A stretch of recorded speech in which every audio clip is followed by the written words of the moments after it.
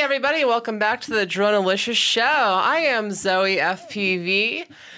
Joining me, we have a full house tonight, full of some amazing guests. And as always, I've got Santiago, my co-host and co-heart. Hey, how are you, everyone? Thank you for joining in. Yeah. Another episode of the Dronelicious. Yeah, this is actually cool. So this is our 4th episode in all of about a week. So thank you all that have tuned in, liked the show, shared, subscribed, and all those amazing things that you do. I really appreciate it. On today's show, we have just a couple things to kind of go over before we get into the main meat of the show. If you haven't watched the show yet, check out the show on Airviews /users/ZoeFPV. I post everything up there. If you're more into the audio, check out Dronelicious on SoundCloud and iTunes. Also, watch live on twitch.tv/Dronelicious. That's basically where you can chat with everyone right now, as we have Tor Odinson, Scrat FPV, and a few others, I think, in the chat room already. Thank you all for joining. And it's really cool. This is a neat way to interact with the audience, and this is kind of where we live. So every week, 7 p.m., Tuesdays and Thursdays. And coming up this weekend, I have a really big event, Maker Fair with Drone Sports World, hosted by Aero Sports League. I'll be hosting the Caged Freestyle event.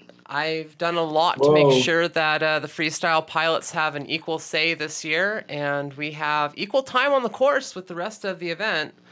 So I'm really looking forward to this one. We'll have some dedicated judges, basically some of the same format that we had at the last event that I hosted, same kind of rules. And I'll be flying in this one, pretty much from exhibition, just because I want to get some cool footage and show what 3D is all about. Make sure you join in on ASL with meetup.com if you haven't. It's a great way to... And if you haven't been on Meetup before, check out meetup.com. There's plenty of drone meetups all over the place. It's a great way to connect with your community. And today's episode is all about community. Coming up next weekend, we have X Class's second race, Race 2, on May 27th. Yeah. May 27th in New York, California. That's going to be some giant X-Class quads going around a really cool course here in California. So if you're in town and you are looking for a fun fly barbecue event, please come join us this holiday weekend. And then immediately after that event, Angela and I think, have this really awesome Dover race event coming up with the IDRA. I am going to be running on fumes by this time. Holy crap. But so yeah, this is the next event coming up. We'll be talking about that as we get closer. And I think we have like an open... I'm just going to put out there, if you're a female pilot and you want to join our team, Angela and I are looking for more female pilots to join us in our crusade to take over Dover Stadium. So please join us. That'd be awesome. And finally, getting into the main show, I have some amazing guests. We have Angela from FPV Racing Mexico, Ruben from Sweep Wings, Shawn from Bullit Drones, and of course, my co-host Santiago. So this is probably the most like individual guests we've had on a show, which is kind of new for us. Yes. And yes, indeed.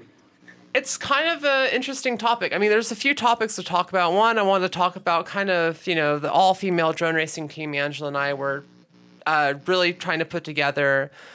Two, I wanted to talk about wing racing and kind of like where Reuben wants to take that and where he sees that coming next. And Shawn with Bullit Drones, like I'm really curious about like his frame designs, and I want to talk about kind of the Excalibur a little bit and the process that we went through to get to that frame, because that was quite a process. And now that the frame is out, everyone is doing the dropped battery. Like it's kind of irritating. Like the frame design, I'm seeing it everywhere. I'm seeing the inspiration on everything. So I want to talk about that. So yeah, let's kind of get into it. Angela, please, for those that don't know about you, please tell us a little bit about yourself and what you're doing with FPV Racing Mexico. Hello, thank you for having me here. This is really nice. I did not know who was going to be joining today, and it's a very nice surprise. I really like Ruben and Shawn and Santiago, so it's like, yay! Yeah. So, yeah, I really respect this, guys. And, well, right now, I'm currently working with FPV Racing Mexico. It's an organization that runs races in the country, and we've been doing this for about 2 years and a little bit more. And it's been quite a journey. And we're going to be doing something really amazing very soon, which is the Latin American Championship. It's the first time that a bunch of countries in Latin America are going to get together to race under the same standard, and it's going to be pretty fantastic. And we're also running local races all over Mexico. We're having the National Series right now. And, you know, we do a little bit of everything because that's how it is when everything's, you know, we're like a sport in diapers right now. That's what we are. And we're running races. Like I'm a race director, and then I'm a pilot, and then I'll be getting water for the pilots, and then, you know, I'll be setting up the track. So that's what I do. And currently I am working as Latin American coordinator for MultiGP. So just, you know, checking that everything runs smoothly for the championship. And we're going to have some really amazing big races by the end of the year that I can't tell you much about yet. But I love that. This is like the NDA podcast. Yeah. Like there's so much stuff on this show we want to talk about that we just can't talk about yet. Yeah. I hate to say that, but we're really cooking some big things. So that's basically what I'm up to right now. But yeah, I've been a pilot for about 2 years and a little bit more, an FPV racing pilot. But I've been flying so little. I mean, I wish I could fly more. But anyways, that's me, little A. I feel you on that, though, because like up until like the end of the year, I was wholly focused on being a pilot. And now I've kind of started doing a lot more organizing. And finding time to keep being that pilot is becoming harder and harder. That being said, I'm glad I was able to get out and fly every day the last week or so in preparation for events coming up. But yeah, no, it's hard. It's hard to wear both hats, and I appreciate the fact that you do. Thank you. Awesome. So thanks for that little intro. Ruben, tell us a little bit about yourself to my listeners, because I'm a dirty quad pilot, and you are the big wing pilot, and you know. People might not know what you do, or might think that you play with little cardboard wings. And I play video games a lot. Believe it or not, I was doing my daily on WoW, so. I was like, oh crap, it's almost time. I gotta go back. I've been in the kind of FPV community since about 2013, kind of like in its infancy, when it started to get real popular.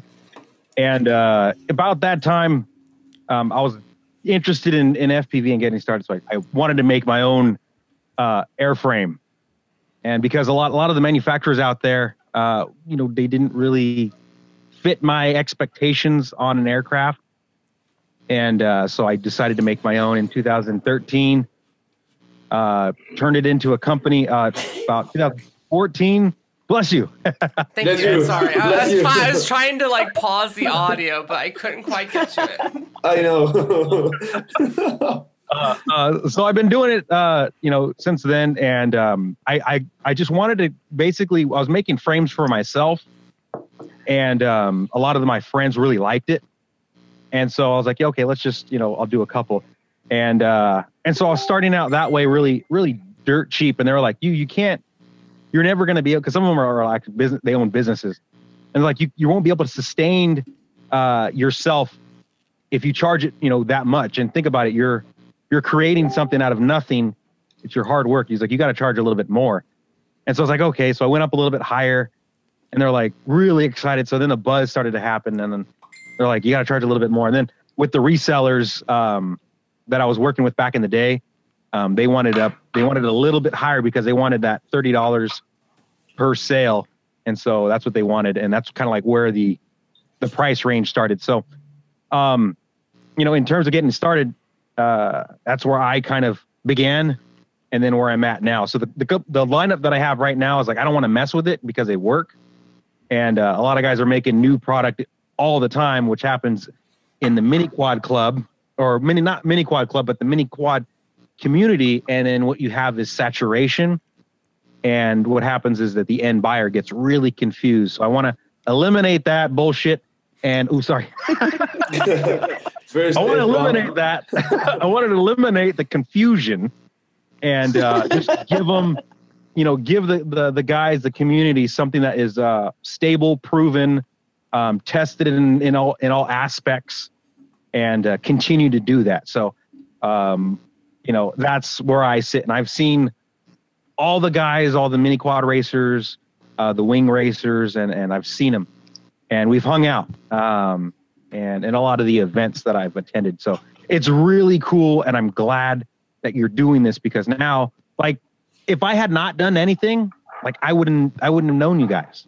Like Angela, we met in Hawaii, which was pretty freaking cool.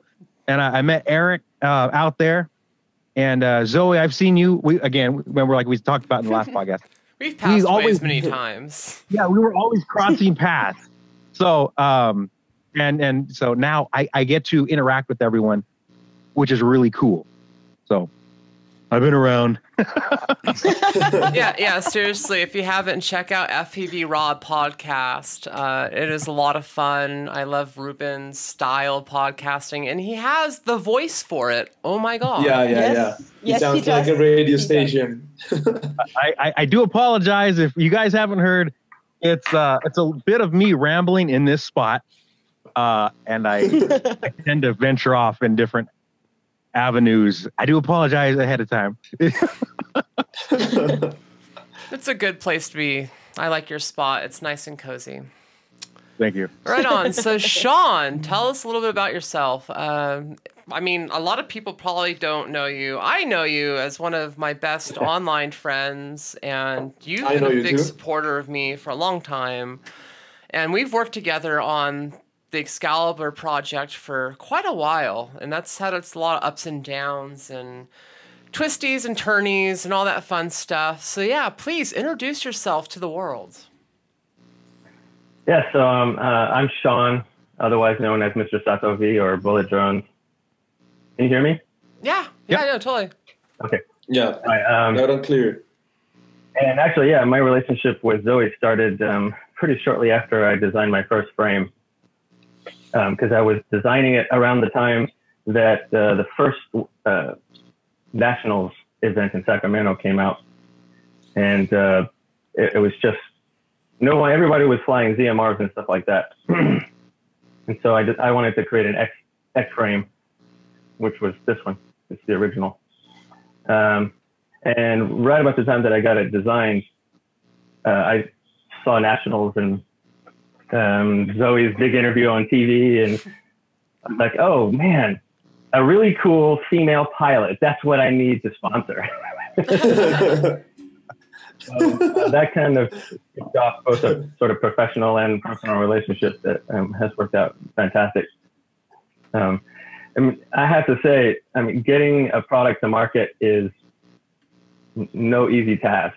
Yeah. And part of my thing is, I think similar to Ruben, I don't want to create a new drone every month and put it out there. And to me, that's like, using the community as beta testers. It's not really fair to them. So yeah, we spent almost a year or something like that, getting the first one, the Black Widow, out. And then mostly thanks to Zoe's 3D. I mean, my principle was always to make it extremely central, the center of gravity, center of thrust. And what the result was basically this from the time, but the cage was pretty big, and I felt like we could do better. So then Zoe suggested that we just sort of make a single plate design, and that's when the Excalibur sort of took place. Single plate for the main, and then drop it down, just making the FPV cage to be bigger. Yeah, so that's almost 2 years in the making.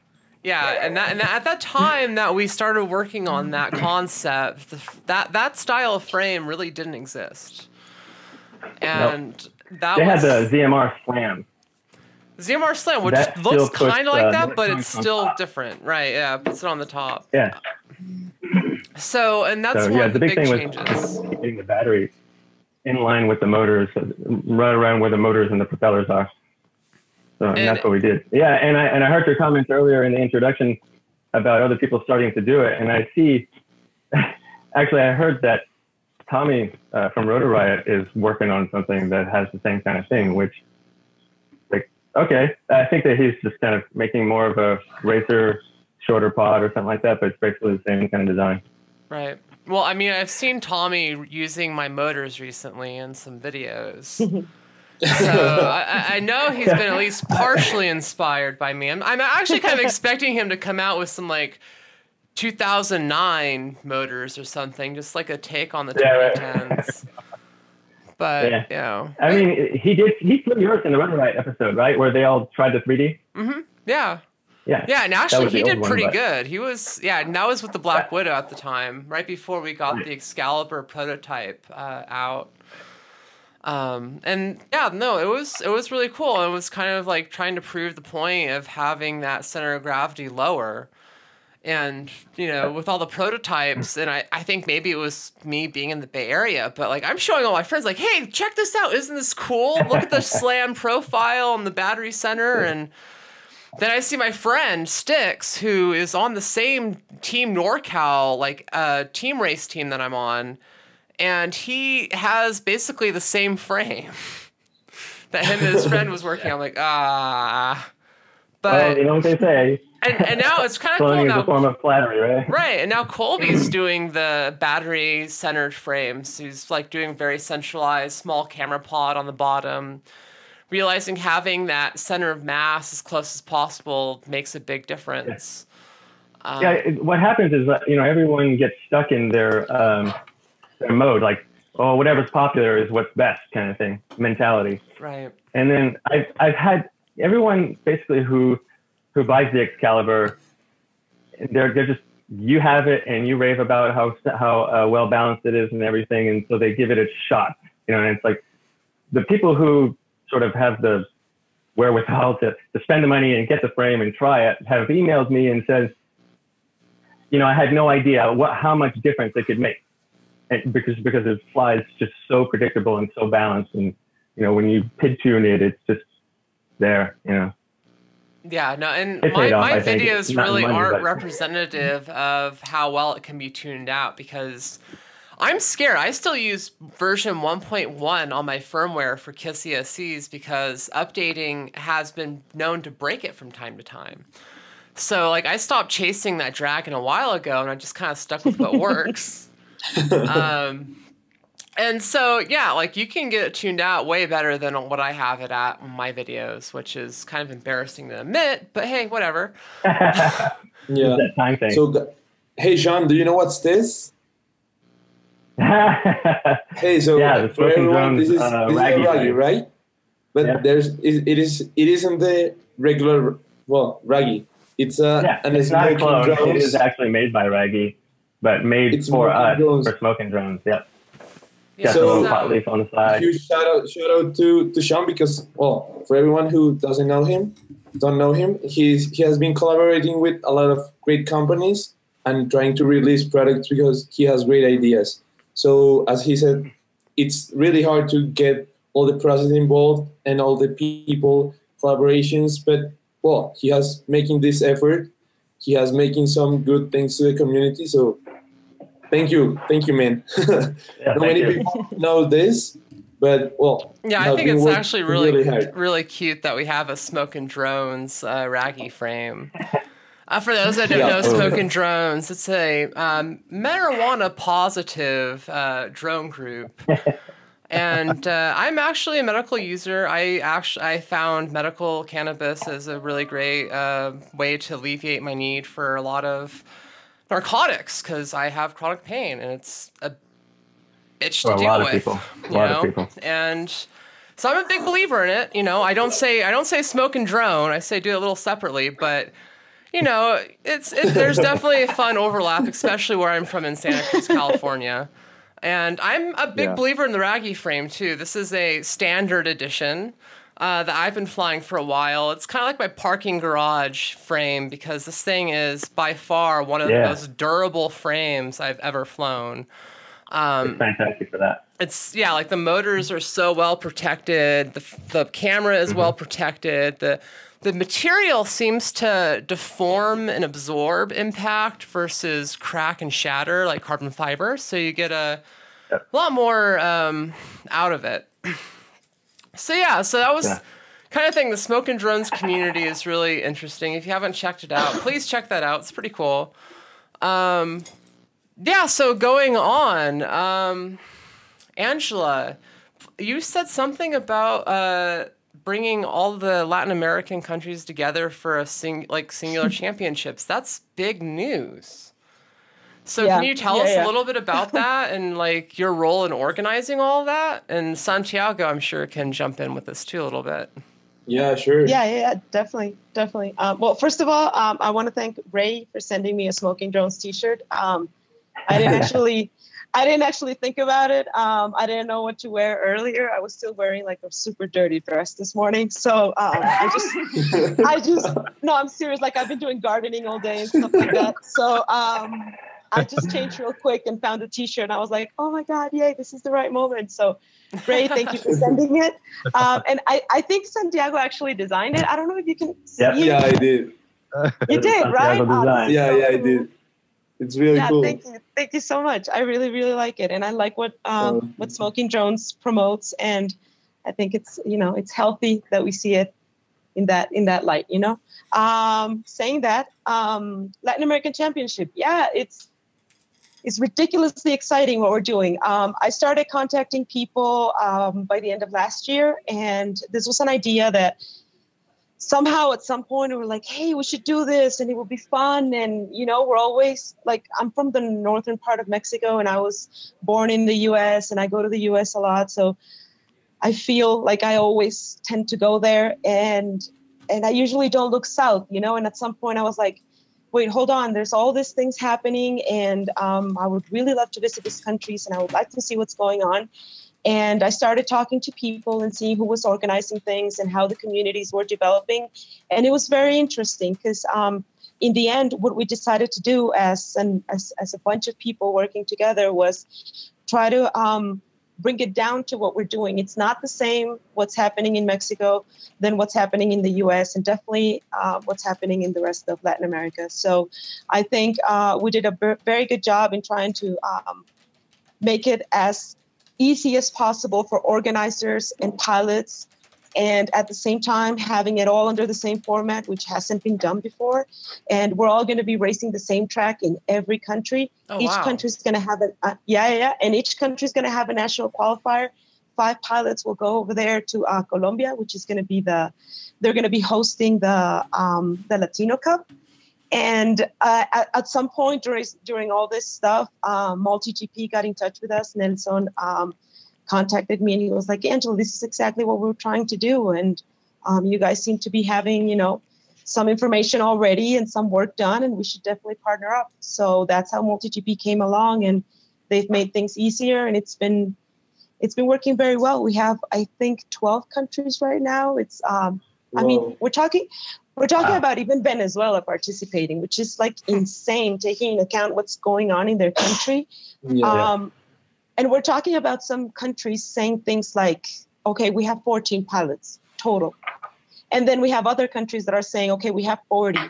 So how are we going to do this the best way possible? And, it's a challenge, and it's the first attempt to do this. And I think it's going to be very well. Many lessons have been learned from other events. I mean, Zoe, I met you at Drone Nationals 2015, and we've seen each other in like Hawaii. And Shawn, I met you in Dubai, and we've seen the pros and the cons of doing certain things. And I think that as a pilot and as an organizer, I've gained enough experience, and working with other people, I'm gaining even more experience. Because I don't know, like yesterday, this guy from Costa Rica, I think it was, and he's like, Angela, have you considered this and that?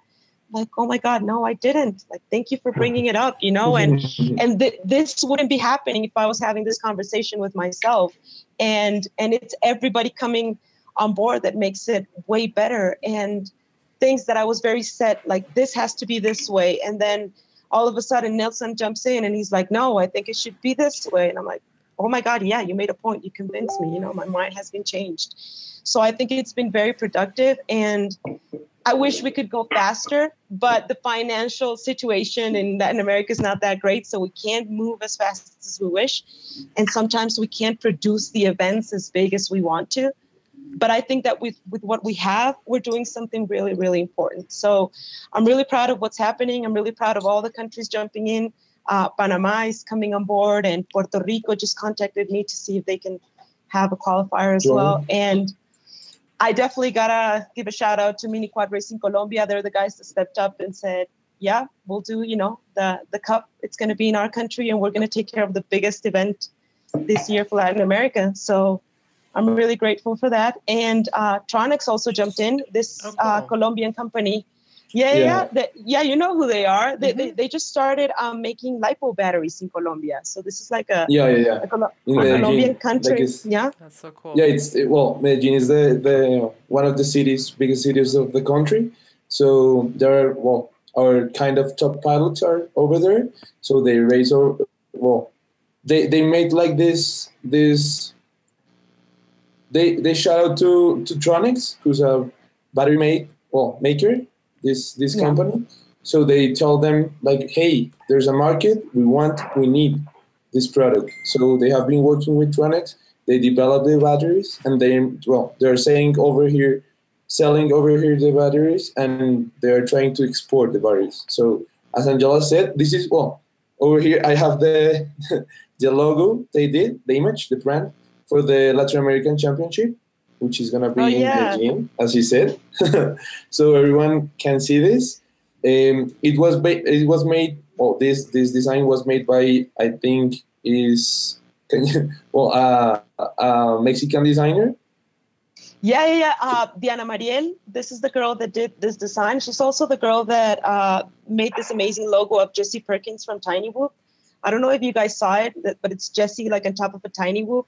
And it's like you see it and you know that it is Jesse, And she also drew a little cartoon of the Mexican team that went to Dubai, which was really amazing. So she's really great. She flies drones, and she's very supportive. And she knows that sometimes we have to work, or most times we have to work without pay, and she still gives it 100%. And that's something that I'm really grateful for, because she's very talented and she's very dedicated.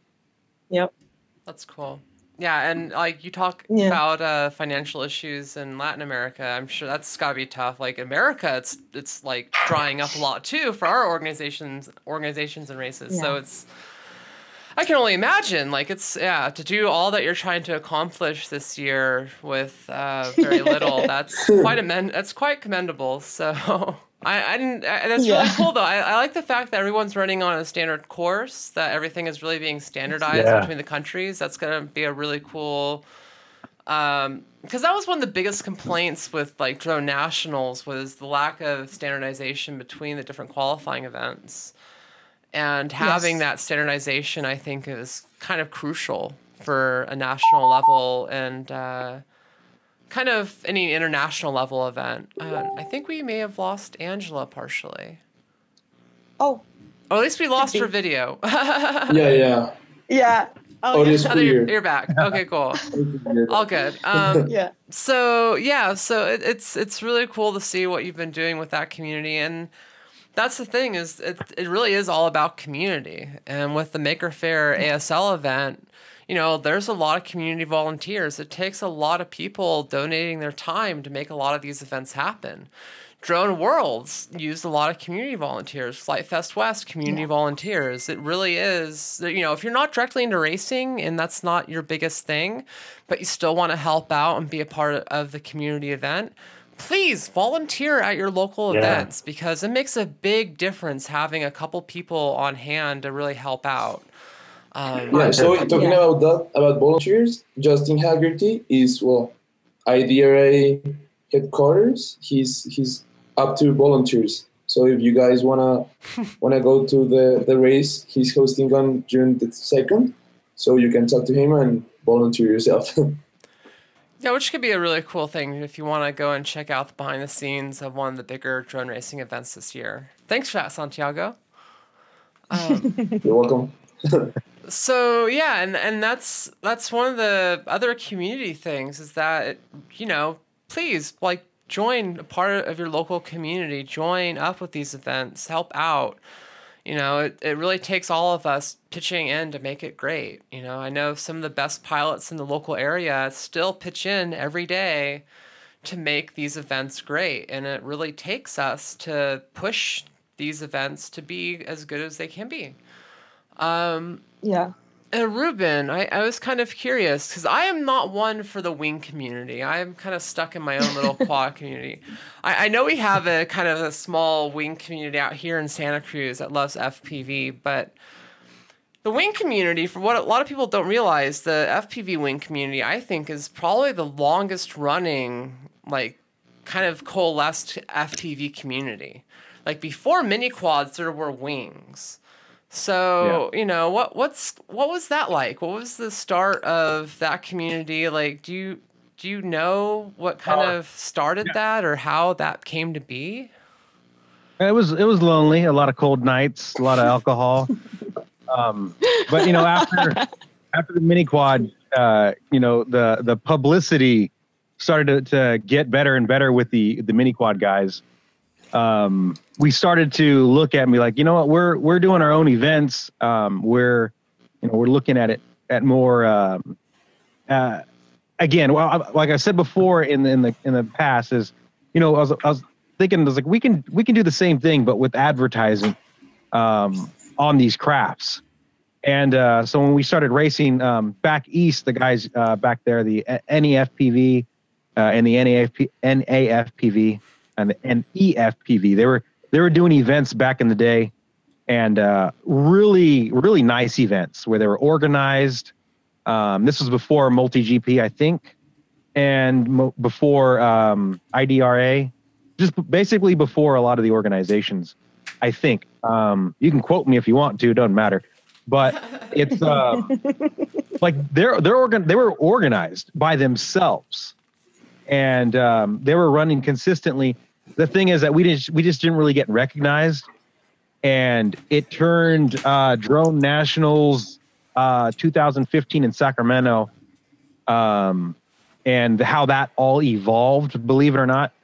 I got asked to go to Hawaii for the drone tour in Hawaii, and people, Scott and the people that were running it, like Tim from Get FPV, Tony from Immersion RC, you know, those big guys were kind of sponsoring it. And they took us, and they realized that, holy crap, that thing's freaking massive. And you can see it. Like, okay, so remember the entrance to Hawaii, or the event there? Yeah, at Kuala Ranch, whatever it was. Yeah, so the picture of the road there, and they could see, you know, my pink juggernaut all the way at the very, very back. Right. And they could hear it. So it was extremely loud, and you can identify it. And so, like, the gears started to kind of like turn, and me and a lot of other guys were you know, consistently putting videos out. And we're like, look, here we are. Like the Team Canada, I think, well, before they were Team Canada, they were like the TDRC guys, and they were constantly, like, they were constantly putting out FPV wing videos. And with more of the events that were going on, we were kind of like, hey, we can do this. Like they're putting events on, like we can do this. It's easy. And we can't do tricks and flips and floppities. The flippity floppities. But you know, for us, it's the increased speed, the increased flight times, and it's the real estate. And like I keep telling people this is the manufacturers, the promoters, the big companies, like believe it or not, like that's all prime real estate. And you know, for us to kind of like say, hey, here we are, you know, you have the ability to kind of put your advertisement on there. So it's almost like we're behind the mini quad still.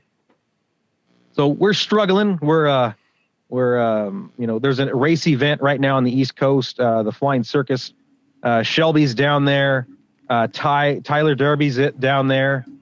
And a bunch of other guys. And then I don't think the Joe Nall's not doing it, but they're racing out there. So it's an actual wing event. So if you follow Shelby, he's been doing a lot of like live feed. So like we're still kind of like in the backyard racing still. We haven't really hit the mainstream yet, like the mini quads. So it's funny you say we really haven't hit the mainstream yet, like mini quads. Like I read a Reddit post the other day about things you might not know exist. And one of those things was drone racing. And the next comment for that was, that should be on the Ocho. Like ESPN the Ocho. Like, you know, that channel for sports that don't really matter and or exist. Yeah. So, like, I feel like the mini quad racing still has barely hit public consciousness. And Reddit's kind of like, it's like, to me, Reddit is like a bunch of nerds who don't get out much and they're constantly typing. So, well, this is a cool even within the nerd community, it's still relatively unknown. Well, it would be like the nerds above us because we're cool. We go outside, we get high. No, I'm kidding. We fly, we play hard. But these guys are like the cubicle nerds that they don't get out much and, you know, they don't know.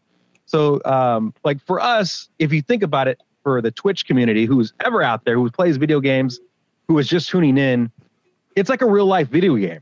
And when you put on the goggles, you're flying, you know, you're sitting down at your computer station, we'll say, and you're flying a remote drone, UAV. And you can take it almost to wherever you want, limited to range and your experience. But that's a real life video game.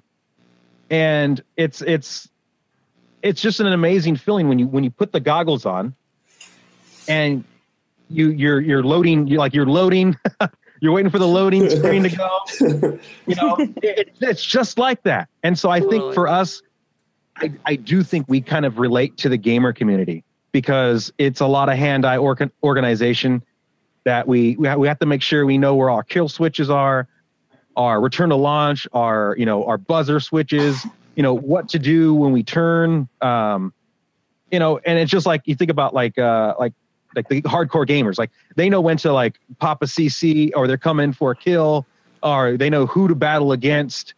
Say if it's like a shaman against, you know, whatever, or a rogue, you know, they know how to counter that. So for us, when we fly, we know how to counter like Mother Nature. When it's like blowing us, you know, we know, okay, I need to get my wing tip, or I need to get the mini quad to like flip, you know, in the opposite direction of wherever the wind's blowing or whatever. Or they know, you know, just little things like that. I see a kind of I'm trying to, I can't think of the word, but a blending, like eye to eye, I can't think of the word, but I see that like it could be in common. Like it's very common for the video game community. Oh yeah. And so it's a real life video game that has real life consequences. Oh geez, is that a fire alarm? Right. It sounded like was a freaking bike. Okay. It's like, oh no, bombs are dropping. Apart from that, Danny in chat says, "Hey Angela, what up, girl?" Who said that? Danny. Angela, what up, girl? Oh. Yeah, we actually have some interesting stuff going on in chat. Well, you were talking about quickly about mainstream, right? So I think Riot Riot is one of the biggest channels, YouTube channels. They have just reached 90,000 viewers. So imagine we're not mainstream yet. Yeah, well, it's getting there, and if we stay with it, you know, it's just like think of the Tony Hawks back in the day, right? Nobody knew about him. You know, he was constantly there, constantly doing it, and it took somebody to realize what he was capable of. And it's just like what we're at now. Like, it takes time for us to kind of get recognized. Now, think of the guys who are going out there and doing the vlogs, right? They're accessing another type of community. The guys who like to watch people on their day-to-day basis, right? And they don't know, so they're jumping in. They're like, okay, well, what's this guy doing? Okay, that's interesting. What the hell is that? Like, why is he flying that's a drone, right? Oh, wow. Okay, let's search drone. That's how you bring the people in. So I'm extremely happy that they're doing it, because they're accessing a different community. Like when I upload a video, it's very of me flying, you know, a couple hundred views. That's it. But I can guarantee you, if I was doing like a face, you know, a talking head type deal, or a vlog, I think people would be more attracted to view that than a toy. And it's human nature. Like, we're attracted to look at people. That's what we're attracted to. I think that's how you bring people in to kind of say, hey, this is what we got going on over here on the side. You know, come check it out. So it takes time. Oh yeah. Yeah, I definitely agree with that. And we're just still at the beginning of everything still. It's still, you know, brand new sport, brand new everything with the hobby. You know, we've had a little bumpy first couple of years, but again, every sport has had that kind of bumpy start. And we're just kind of seeing how things go. I also think that we've been very lucky because, you know, comparing it to video games or things like that, it went way faster for us than it did for video games. And that's what we were discussing the other day with the guy that's helping us look for sponsors. He was like, Angela, you got to think about how, you know, Tony Hawk and all those guys did it, and the similarities between one thing and the other, and between video games. And what you were saying, Ruben, earlier, like, it also applies to like all these tactics from video games and stuff like that. All those things that you know from playing video games so much that you obviously play a lot. We could not tell at all. You can see it also with paintball, for example, you know, and those are the things, like, people that like video games and actually take the time to go outside and play paintball. It's completely different. And you know all these things and you have all this knowledge, but it's not the same thing to actually go outside and do it. Like this guy is saying, Tor on the chat. I was gonna just get to that. Yeah. He was actually talking about that, like people not wanting to go outside. And it's so true. Like, I have a lot of parents that come up and tell me, like, should my son spend all this money on this? And I'm like, of course he should. He's not going to have time to be inside the house, and he's not going to be, you know, not going to have money for drugs, as a lot of people say. All. Get them into FPV, and they won't have money for anything else. Yeah. You'll be broke as hell. Yeah. But tell me about it. But yeah, definitely. I think that's the thing that got me into it for real. Like, I was always interested in video games, but never got into video games full on, because it was just like, do I really have to be here 10 hours? And then all of a sudden you can go outside and explore all these things that are actually there. And I'm not saying one is better than the other. I think it just suits me well. And I think it suits a lot of people out there very well that don't even know it yet, you know? So that's why I also think that a lot of people from many backgrounds have joined the community, which makes it so eclectic. There is a profile, there is like a type of people, but patient. I think you have to be patient for sure. But other than that, I think that the background is it's pretty wide. I have seen rock climbers, hikers, every type of people getting in just for the adventure.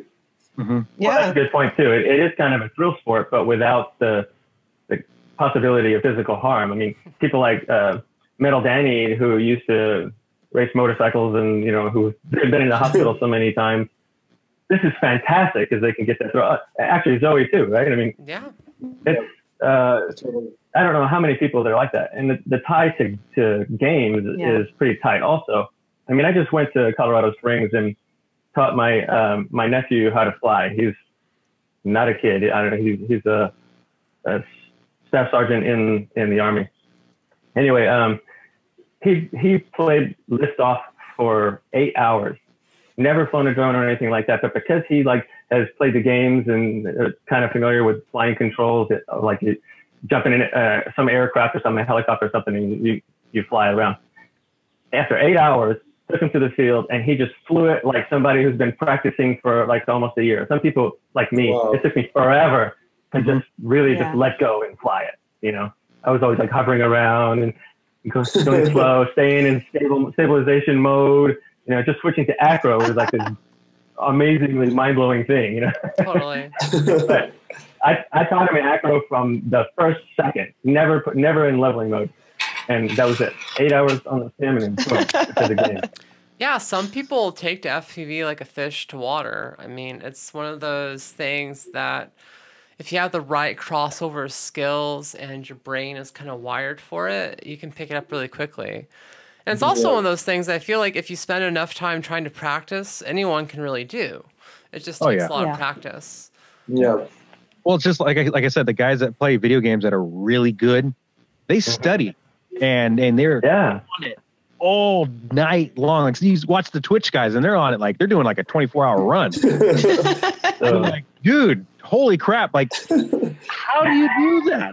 Do you even live? Yeah, like if you have that much time to stay on and play the computer that long, you have that much time to be a freaking master at building. I mean, that's like, again, it's some people. How you kind of like deal with your own time, and that's a lot of the time why I like to kind of use those two as kind of like as examples, because for me I like to play WoW. That's the one game that has stuck to me since since Burning Crusade, since the Lich King downed him, going through Pandaria, all the other ones even till now to Legion, and like when I'm sitting there, I'm relaxing. This is a kind of a tangent though, but I'm sitting there and I'm like, okay, I have to achieve this Pathfinder achievement so I can fly, because I don't want to walk no more. And I have to sit there and I have to do the grind.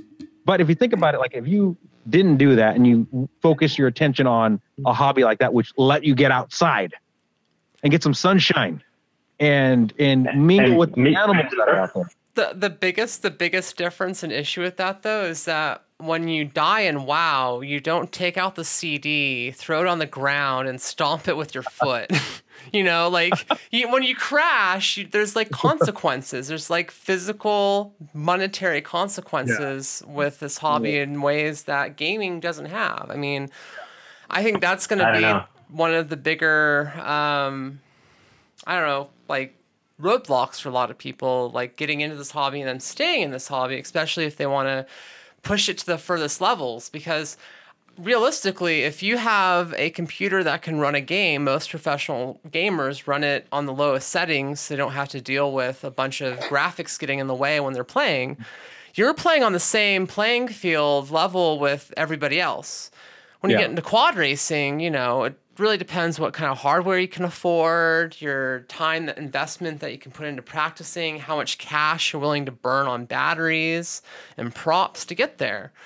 So there's definitely like this larger barrier of entry for this, especially on the technical side. If you don't have a ready-to-fly quad, you've got to basically learn how to build a robot. And not everyone is down to build a robot and then to smash it into the ground repeatedly until they figure out how it works. Yeah, well, that's a lot of times like why I try to, like on the podcast, I try to segment it, getting started, what to get, why to get, should you waste your money on it? But, and I keep telling like new flyers or new people who are interested, you are going to crash. So don't buy the most expensive crap that's out there. When you see it constantly pump on your feeds and you're like, okay, they're obviously promoting it. Ask somebody who is familiar, like one of us who know, okay, you don't really need the top end stuff, but here is this whatever to get started. you are going to crash. That's a guarantee. So buy something that's like dirt cheap, practice in your area, and just get the basics down. Guys always ask me, I've never, like, mini quad guys always ask me, and I kid you not, I get that a lot. They go, what do I get? And I usually tell them, get a pop wing, get the S800, get it just because it's dirt cheap. It's super easy to build. And, if you crash it, it's not going to total it. Right. And, once you get it, like we said before, it's that awe moment when you're like, holy crap, it's still in the air after like 15 seconds. Once that clicks and they realize, okay, I didn't spend a lot. It's super easy to build. So if I do crash, I can find resources to patch it up. And doing it that way. And the mini quads, it's a little bit tougher because you have to buy 4 of everything. And there's different props. And I think right now, from what I can gather, is that the flight controllers are getting a lot better, I'm guessing. So just plug it in and it's like basically ready to go, I'm guessing. Pretty much. So that's a nice. Everything's getting better and it's getting cheaper, but also I think that we're looking at from within. Like if you're already into this, then yeah, it is getting easier. But maybe for someone that's just starting, it's still really, really complicated, because it's so many things and everything is 1,000 possibilities. Like whatever happens is like, oh God, okay, so is it this or this or this or this or this, or maybe it's this other thing. And it's like, nope, none of those. Okay, what do I do now? Yeah, there's a lot of chances for you to hit a wall and be like, screw this, put it in a box, and it goes on a shelf in your closet to never be touched again. I mean, a lot of experienced pilots feel that thing. I've had a 3-month run of bad luck where nothing wanted to work. And I was wanting to throw in the towel, but, my upbringing kept me from doing that. Look at Ferrari. He had, and this is something we talked about before, but I gave him, or I didn't give him, Steve sent him a runt, and he's a new flyer. And he was trying to fly it, and he got it down, but he didn't quite understand it. And until he actually figured out what it was, he kind of like put it down and got back to another wing. And then he got the S800. And I was watching his video, and I was like, he's like, I got it. Like he's enjoying it. So I think there's a hurdle there that guys who are listening, don't let that stop you. When you look at a mini quad, there's a lot of stuff. Like you have to check out which ESC is bad, which motor is causing you issues, which wire did you not solder correctly. There's a lot of probabilities on a mini quad. So it does make it complicated in that sense for a new flyer. So that's just a caution. But get something that's super easy, like a Bixler or something. A fully done Bixler from Hobby King is like $120. So it's dirt cheap, and then beat it up, put some tape on it, and just constantly learn it. And then once you figure out the electronics, then graduate yourself. People don't want to take the time to learn and graduate. They want to just take my money, give me something expensive. Go full carpool. Yeah, we constantly are going in that route, and it makes me frustrated because I don't know how to tell the people, look, man, you need to just chill, calm down, and get something really cheap and learn. But I'm going to keep rambling off, but I get that so much. Well, no, it's true though. It's true though, because when you're starting out, one of the biggest questions is do I buy the good stuff? If I buy the good stuff, what do I get? And this is really expensive. I'm going to destroy it. I mean, the biggest thing that I say invest in is a frame. Like a good frame will take you further than I think, getting really good motors on a bad frame. And by that, I mean something strong. Something strong, yeah. If you don't have to constantly replace your frame, then you're not constantly doing a lot of work. And it's like Ruben's saying with a pop wing, get something simple and easy to work on. But also simulators. I mean, I really think, unless someone already has RC experience, just learning the sticks is such a mind, what. Yeah. Do it in the sim, spend some hours on it to just learn that basic thing. And then you can worry about the actual flying. I mean, just fly and you can crash 1,000,000 times with zero cost. Yeah. Right. Or buy a Yeah, whoop def- or something like that. Well, I'm not really a huge fan of starting with toys. Because that's what I did. And I know most people do it. But the problem is you fly the toy, and now I fly toys, and I'm like, oh my God, I don't know how anybody flies these things. And so you get used to it. They don't fly like the real thing. The real thing is actually much easier to fly. So on that note, like I've flown a tiny whoop, and then I've flown a tiny whoop, and the difference between a proper whoop and something that just bills itself as a micro tiny whoop are ridiculous. The micro that I currently have right now flies a lot like a mini quad. You know, like I'm doing front flips over my head versus, you know, stumbling around to figure out what the hell make this thing do anything. So, you know, and it's got punch. It kind of feels like a mini quad. You can kind of kick it around like a mini quad. And there's a lot of micros that just really don't fit the bill of, you know, feeling a lot like a traditional quadcopter. Yeah. But it was kind of like that thing. Like micros. the mini quads originally didn't feel as good as like the 450s and stuff. There was like that inflection point where the 250s started flying better than the 450s, and then everyone jumped on the 450 or the 250s. And now micros are kind of having this uprising that they've been having for over a year now. And the technology's gotten cheaper, and it's gotten incredibly better compared to what it was. Yeah. So People right now are really lucky. I mean, you can get a tiny whoop, or you can get a simulator that flies almost exactly like your quad, and it's just so much easier right now. And you don't have to change props every freaking time you fly, which is something that, I mean, remember like in 2014, it was horrible. Like you would just look at it and it would explode. break. And it was horrible. That was and bad. Now, I mean, come on, like they last so long. I mean, these things and the frames also, like I've been running multi-rotor Mania frames for a while. And recently I started using B-rotor frames as well. And they're so sturdy, like they won't break. I mean, I've done things to them that are not kind. And I mean, seriously, they last way longer now. Yeah, the later versions of the B-rotor frames are pretty good. Like all the new stuff. There's a point where I came in, I flew their frames, like this carbon fiber is horrible. And then I finally egged Frank on, and he started getting better carbon fiber, and now he's even upping the ante even more with future frames. So nice. Yeah, so yeah, good. And that was the thing. When I started out, I was kind of skeptical. I thought all carbon fiber was kind of the same, and you know, it's not. There's so many nuances to carbon fiber, from the type of fibers that are used, the resin, to the mix of resin that's used. You know, you could have a more stiff fiber or a carbon fiber arm, or you could have something that's a little more brittle. You know, it's just, there's a lot of different ways to do it, and then the way you cut the damn thing. Like, oh my God, like that can matter incredibly much.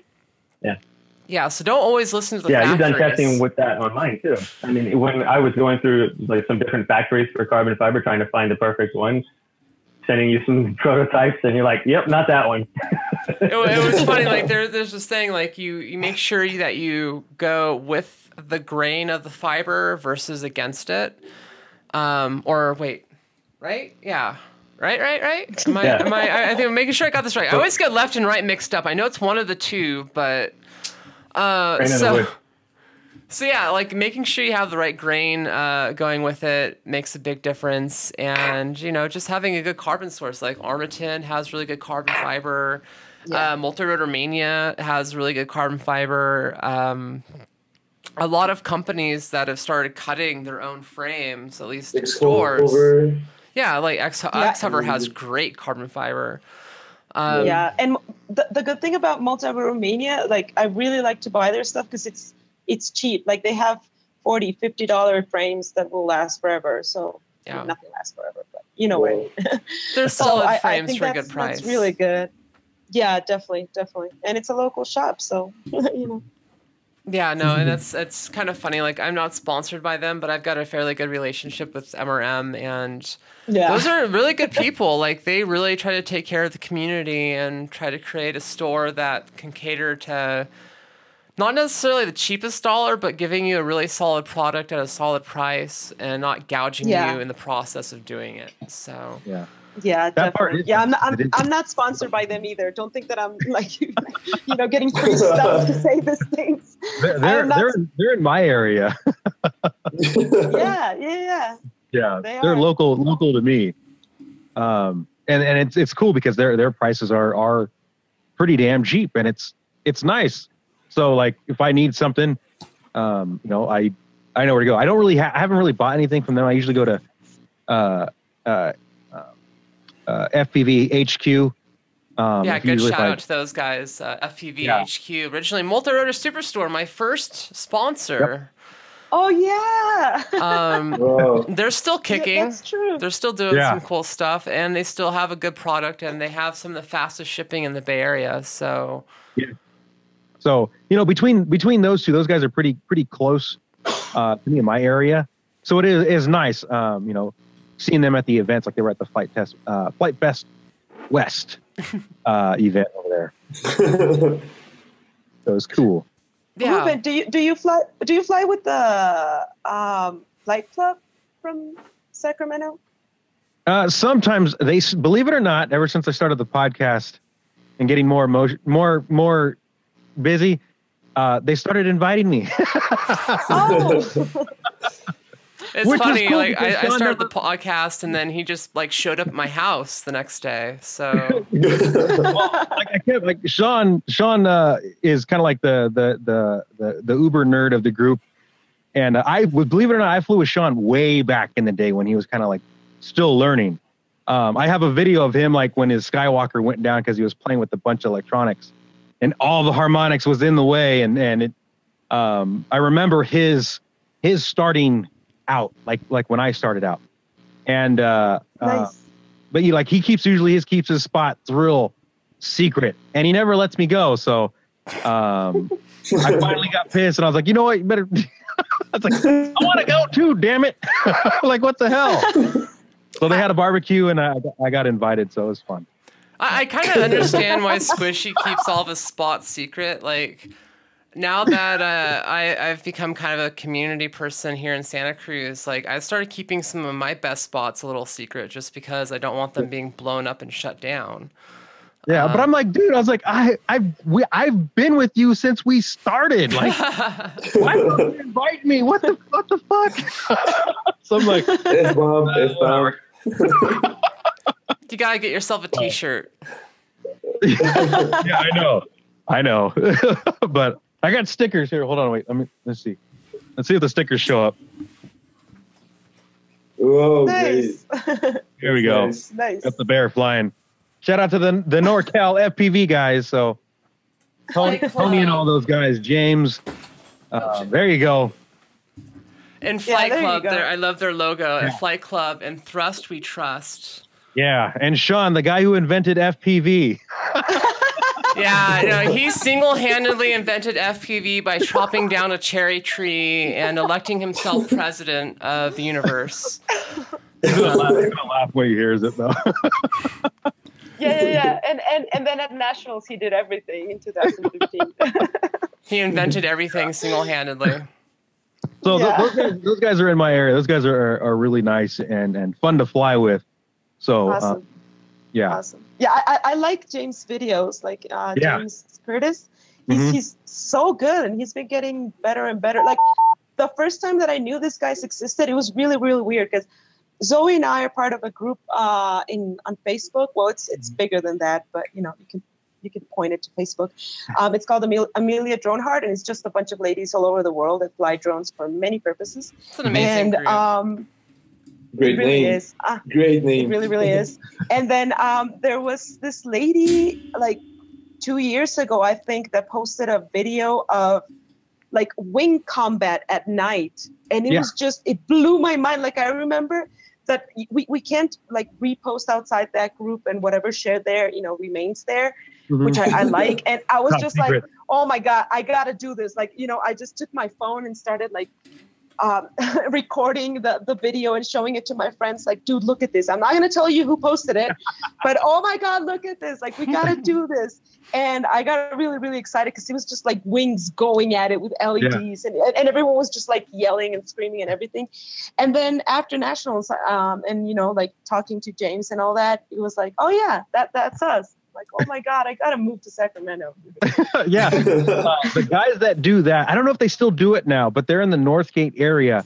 The guy that started, started it is this Stu's channel, STU's apostrophe S channel on YouTube. So he kind of like his channel that blew it up, and people were driving on the freeway and they're like, what the hell is that over there? So I think they still do it like every Sunday or Thursday night. So I hope they do. It looks like so much fun. It looks reckless. You know what I mean? Like, it just looks reckless. They're just going at it, and then they're like ganging up on one of the wings. They're like, "Yay! I'm bringing it down." Yeah, down to the wing people. Bring them to the ground. Light their EOCs on fire. So yeah, I think they're still out there. You know, and in terms of you know, doing all that stuff, it's big. Like, people really notice it when there's LEDs, like, you know, on a 4-foot wingspan. They're like, holy crap! You know, people call in, they think it's a UFO, but they you know, it's doing erratic things, and so they freak out.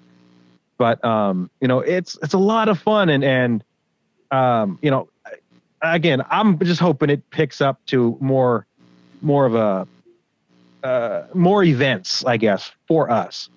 So yeah, it has to happen. We're going to do it in Mexico. We're just taking it slow, and, you know, not trying to do way too much. Lessons have been learned. And this is why we're focusing right now on racing. But we have like this little group that's really into wings, and we want to do something there. And I think that it's good because it's cheaper. So, you know, you can get more people involved without spending so much money. And I think that's a good thing. Yeah, that's definitely. And it's so much fun for the spectators. Yeah, it's a lot of fun for the spectators.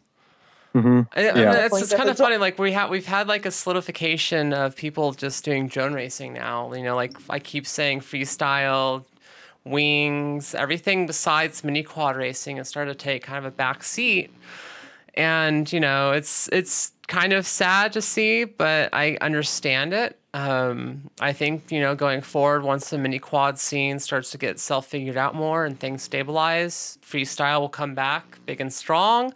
Yeah. I think a few investors, once they start realizing that wings have a really large potential for just being so effing cool, that they're going to get their time to shine. I mean, the wings, I still think, are almost cooler than the X-Class quads, just because you can build them to such an extent that they're just and as loud. Kill someone. Yeah, do not kill someone. You know, not to say that an X-Class quad has killed anybody yet, but in terms of like advertising ability, you know, a big old wing, that's great for sponsors. Yeah, it's really hard to beat that. It's really, really hard to beat that. So that's kind of like why I really feel that wings will have their day. And that being said, like, Shelby Vole is killing it right now at the Flying Circus in that event. You know, that's going to be really big for him. I hope Shelby brings home a gold. If he doesn't, I'm going to berate him on social media. Because I love him. That's what social media is for. You know, like a lot of people don't know. Like, Shelby Vole is kind of like my internet, you know, brother from another mother. I don't know how that all started, but I'm his like little sister, and he's like my little big brother in a weird way. I have no idea how that started, but, you know, going on drone tripping, that's kind of how our relationship kind of went on, and it's kind of funny. He's a really fun character. Watch his live streams if you haven't. And check out his videos on Airviews. Shelby Vole is an absolute killer of wings. And he does some stuff with them that just blows my mind. And if you like my 3D stuff, you'll love his flying, because he does a lot of inverted tricks and stuff, the wing that really push the limits of what you can do with them. Yeah, so And you got to check out his micro wrath video too, where he went down that tunnel. Yeah, no, that was it. That was the video. I'm like, yeah, no, Shelby Vole just solidified himself as a badass. I mean, like, that shot should be impossible. Like, there should be no way in hell that he should have made that tunnel. But he did. Like, there was like literally like that, like an inch or two of room on either side of the wingtips to get through that tunnel. See, I mean, what's funny is that, believe it or not, like 9 years ago, a guy from Brazil, or Spain, I think Spain. His name was Gabriel, and I gave him a shout out on the podcast because I remember his video so well. But he was the one that basically showed me what a wing was capable of doing in a urban environment. Like, he was the one that flew into the hotel room, and like he was like in a skyscraper or in a hotel, like a tall one, and he flew it into the hotel room, and then he was also the one that flew in a tunnel. He was in a car, but he was flying in the tunnel with the wing, and it's stuff that happened like long time ago that I think we're starting to redo it again, but with a little bit more spunk, more attitude. And it's careless disregard for public safety and laws and rules. Well, over there back in the day, there wasn't any rules, and even to this day now, like, he still flies like that, and there isn't any rules. And it's crazy over here in the U.S. They're clamping it down because it's a money source for the government. Believe it or not. So they want our $5, Ruben. They want all of that $5. They want the money. And it's true. Like, believe it or not, it's freaking true. You have all these organizations who are forming, and that's what they're doing. And a couple of years ago, that didn't exist. So, anyways, that was a side. Yeah, no, it's yeah, the laws have been changing, and they're going to continue to change. But like in one of the past shows, we've seen what happens when a government clamps down on it, but we've also seen what happens like in South Korea when the government helps and supports it. Like, there's a way to integrate drone racing into, your national airspace without turning it into a problem. And treating it like a problem, I feel like, is what the FAA has done. And because of that kind of outlook on it, it's kind of hampered their integration of drone racing and small UASs into the national airspace system. But you get a lot of the scaredy cats are like, the guys that are, oh, it's only $5. But dude, it's not. That's not the point. It's 5 times the community. And all those guys who are familiar with flying. Like, yeah, we don't fly 10,000, 5,000 feet up in the air all the time. We're at the sub 50 feet above the ground, and we're not, sharing airspace. Like, yeah, we're not flying up there with the freaking seagulls. So, a lot of scaredy cats we need the laws. But those guys, they just don't know. And it kind of helps. The thing that I keep coming back to on laws, and this is something that I keep kind of trying to champion in Santa Cruz, is that show us the data of these things causing real harm to anybody or anything. Like, all the research that's been done shows it's a lot less harmful to the environment. Using drones for environmental purposes, for conservation efforts, you can do a lot more with them than actually sending a person in there to physically disrupt the environment. Like, so in the fact that these drones tend to not disturb birds unless you're within 10 feet of their habitat or them. So, like, there's a lot of things coming through the woodworks where people are realizing these drones really aren't as bad as people have made them out to be. You remember when that plastic bag was labeled as a drone? It hit a plane. It's going to destroy everything. Oh, no. So those idiots freaked out, and then the media took a hold of it, and they immediately, drones are bad. Right. So those, I'm going to call them, just uninformed people, individuals. I could go Rob, but this isn't my show. they interpreted that, and so they see like a bird strike. Oh, a drone was sighted 900 feet up, and I'm like, was it white and did it have 4 propellers? And I was like, I don't think it was up 900 feet. And there's just little things like that. And there are some cases where the dude uploads him flying over, the airport, but that's because the guy purchased something that he had no idea what he was doing. Right. And that's where the flaw happens when a mass production of an object or a drone, we'll say, is given into the hands of the public who don't know. And that's one of the biggest things that pisses me off, because DJI literally screwed it up for all of us. They made it too easy for everyone to get their hands on. Yeah, but and at the same time, like DJI has, at least now, and this is like, I gave them shit for a long time about how they, in my opinion, kind of screwed up the national airspace system. And a lot of the bad news stories was DJI drone does this, DJI drone does that, the white phantom, causes this problem, falls, hits somebody's head. That was like one of the biggest things in America that caused a lot of the backlash was that. And it wasn't necessarily it was DJI's fault. It was just that it was so popular and it was consumer drone. Yeah. And now, once it became a problem, DJI started implementing, the geofencing and a lot of other things to try to keep people from being idiots. But what I've noticed, at least within the mini quad community lately, is there's pilots that'll do stupid fucking shit just to get the video. They'll disregard rules, they'll disregard people's safety for those views. And, and I'm talking, and there's one pilot here in San Francisco that has done some really reckless things. There's pilots all over the world that I've seen do reckless stuff that put people at danger with mini quads. And it's that kind of stuff that I'm worried about we'll see in the news as mini quads become more popular. And as they become as embraced as the consumer phantom drones were. Once we see that happen, it's... But it's inevitable. It happens with everything. And people are always going to be stupid with whatever you give them. And in the end, the problem is that people are not asking for the data. That's the truth. And we're not analyzing the data because we don't like to.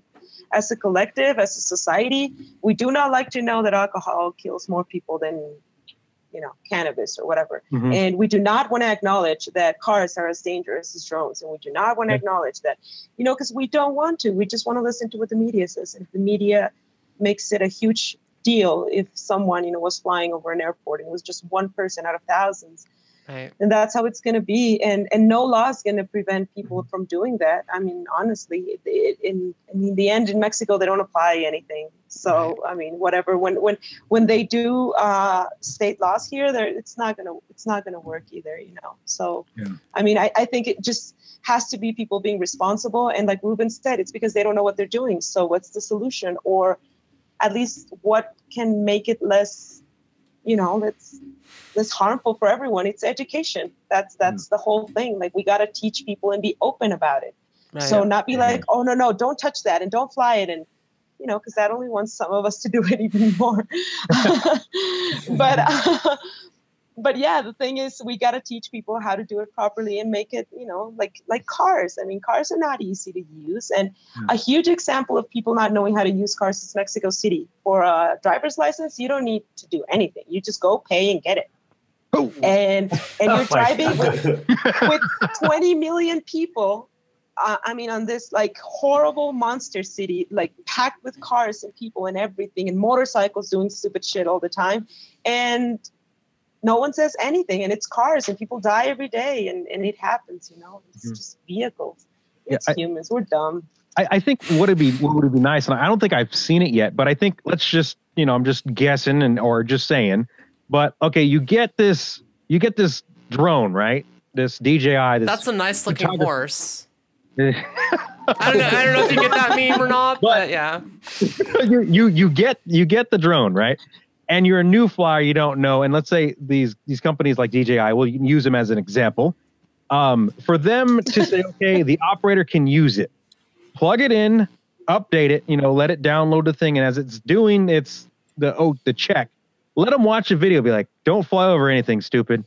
Don't go over that high. Don't stay away from the building.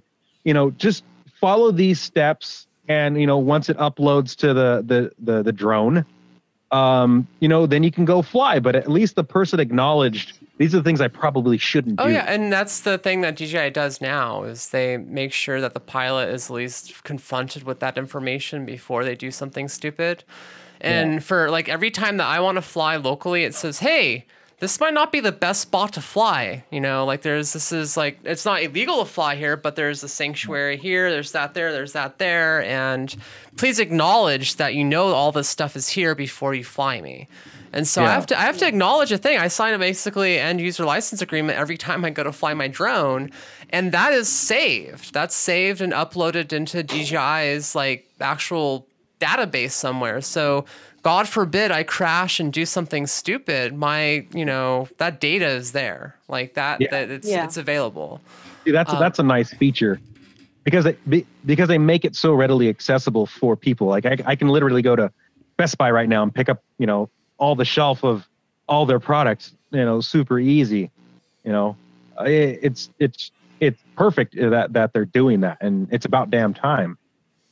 Right. And that's kind of why I started getting more support behind them recently, is because they started taking charge with that. I mean, they have a director of education now, someone who is in DJI's wheelhouse, and all they do and their core job is just to educate the general public about stuff like that.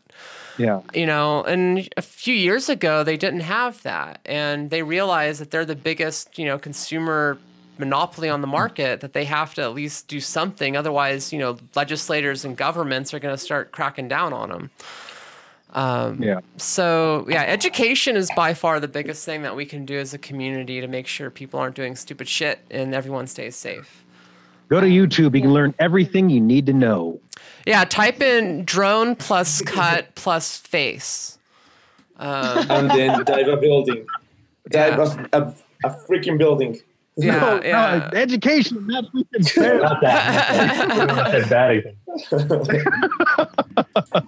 See, like I'm actually like planning a couple building dives right now. One of them's at Intel's campus over the hill, and I'm actually trying to get like legit permission to dive their buildings, just because like now that I know like Steel got busted for doing that shit, like I am like super fucking paranoid about that kind of stuff now. Like, do you have your 107? You have your well, I don't. It's like all anything that I've done that ever required a Part 107, like any filming for anybody, I've actually had a Part 107 with me to make sure it's all legit. There's been several film shoots that I've been on for actual things relating to using a drone to film something for commercial purposes. All the time, we've always had FAA permission, and everything's been legit. But that part's cool too, because that person can be with you, and you're okay. Right, and that's what a lot of it is right now, is that they become the technical pilot in command. Even though you're controlling the aircraft, they're still kind of commanding the situation, and they basically can tell you to land that shit if something happens. And if you don't do it, they take control. I think that some of the Bay Area companies, I think they should at least listen and focus in on the actual hobbyists like us. And instead of getting people that wear suits and ties and they go to these expos and bullshit and they just have no goddamn clue. And I think they would be in a better position if they say, hey, you know what? Let's search the internet and find these guys, that are actually knowledgeable about this, and hire them and bring them in, or use them as a consultant, and kind of educate the public or their audiences, right? Because each company has their audience that they kind of are working on. And the Bay Area is huge. So again, any millionaires out there who need some freaking guys who can help you out in terms of education and any kind of insight, do let us know. Blank check would be perfect. Well, and one of the things I'm kind of going back to the Part 107 thing a bit. I'm grappling with it because I'm studying for it right now because I want to do more commercial filming using Mavic and my mini quads and other stuff to get shots that I couldn't otherwise get. One of the things I'm working on is a spider hex that's gimbaled to travel at 60 plus miles an hour to get those really cool chase shots. And Nice. to do that kind of work, I really need a Part 107. Yeah. One of the scary things is that once you go Part 107, it kind of supersedes all of your hobby flying. Like anytime you're in that national airspace, you have to be representative of your Part 107. So a lot of the rights that I have as a hobbyist and a pilot, I lose as soon as I, gain a Part 107. And that's kind of depressing. I have to take it seriously all the time. Yeah, if you have somebody with you that can allow you to do that, such as a job like that, and they can work with you, or a friend that you can take along and kind of be your sidekick in your eyes, that's nice. And I was reading the comments, if you're putting up YouTube videos and you're monetizing it, there's nothing against that. Like they're not going to bust you. You can do basically whatever you want. It's like the hard money that you are trying to earn from a company that's there, say, hey, go do this. Here's a check. If you're just putting up your videos on YouTube, there's nothing against that. We've been doing it for years, and we will continue to do it for years. So there really isn't an issue there. It's when you're asking for the big bucks. That's when they start to, say, hey, you probably shouldn't be doing that because you got to pay us, and then you got to pay to play, basically. Well, it's also like one, it differentiates from directed professional use and hobby use. Like, when you are paid to go to a location to film X, Y, Z, that is a direct, commercial thing. Versus like a hobby pilot that's just flying because they want to fly and throws that shit up on YouTube. And that's, completely different. It's obviously a gray area, and a lot of people see it as a gray area.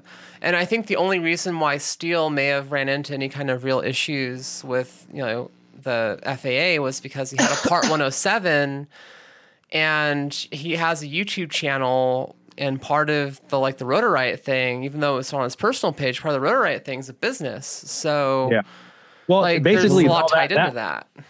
All that was a fucking troll on the goddamn internet. And even if you watch if you watch the Twitch feed, like I watch Swifty, he's a WoW player, and people have actually called the cops to go to his house while he's live streaming.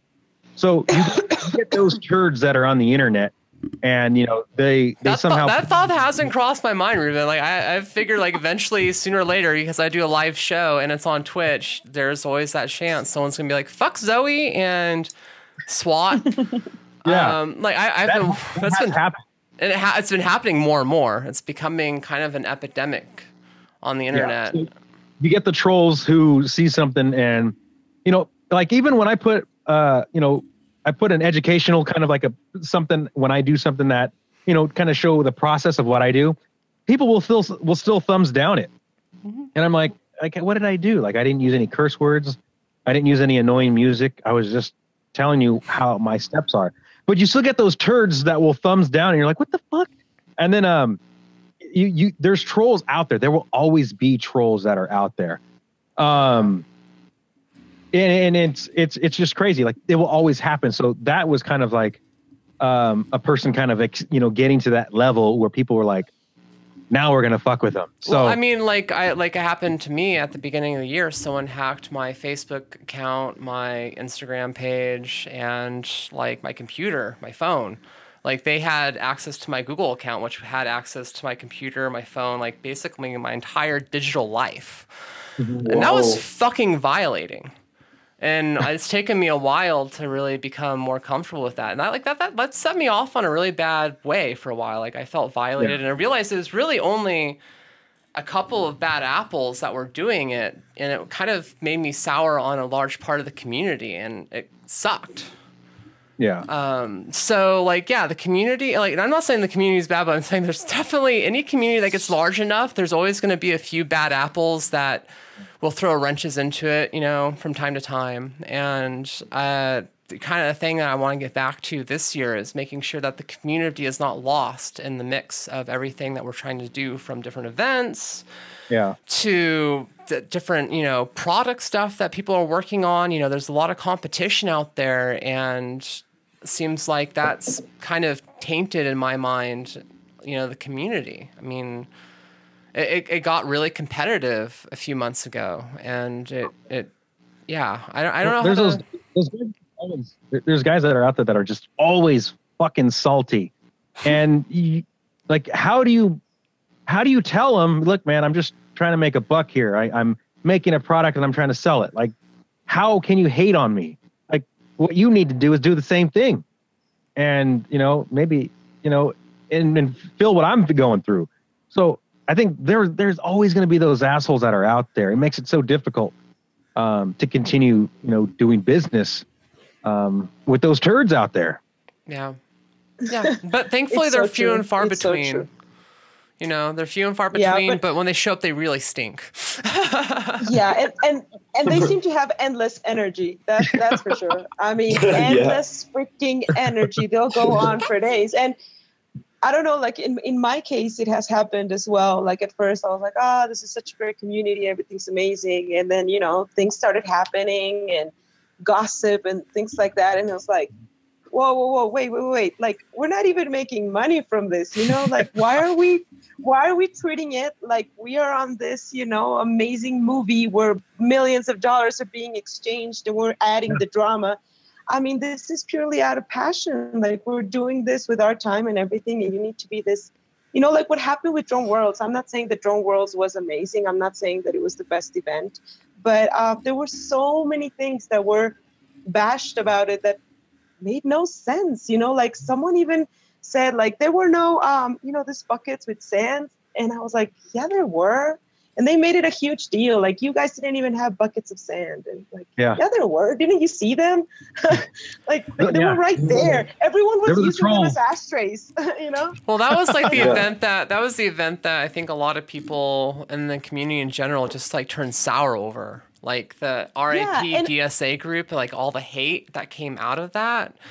It was fucking disheartening. It was It was too much energy. I mean, if you put that energy into volunteering for an event, things would be so different. Instead of spending freaking 48 hours typing on your keyboard about how you would have done it better and how it would have been better if it had been like, dude, let it go. I mean, like, it's not that big a deal. Every time Chad Nowak types something on Facebook, you can scroll over 2 pages of comments and bad comments. But and don't get me wrong. Here's the thing. Don't get me wrong. I don't think that we should have a low bar. We shouldn't set our standards low for organizations or for events. I just think that we got to acknowledge as pilots and organizers where we are. I mean, the hobby situation is completely different, but if we're going to talk about a sport and doing this in a professional level or trying to get it there, we got to be very aware of where we are. You can't ask organizations to have all these things for pilots. Like, you can't ask every pilot that registers to have at least 6 functioning rigs. Like, no one's going to do that. So if you as a pilot cannot afford that, how are you demanding that the organizations do it? And at Worlds, it was something so particular. Like, all these pilots, I was looking at their videos and they were crying, bad video. And I'm like, no, that is a bad video. What's wrong with you? Like, are you kidding me? Have you ever FPV'd? I mean, I understand that you're nervous and it all gets really weird when we're in a competition. I've been that pilot, that yells stupid stuff in the middle of a competition. But it would be like, dude, you don't have that video. Why are you asking for a rerun? And things like, I don't know how to change the channels. Like, are you kidding me? At Drone Worlds? Like, that was one of the things that I don't think people really talked about enough, was the fact that it was a lot of the bullshit was mentioned. The pilot bullshit. Like, there were so many pilots that just didn't have their shit together for that event. And when they got to the flight line, it caused so many fucking problems. And there's a video of this really young kid who traveled from out of the country with his father to come to this event.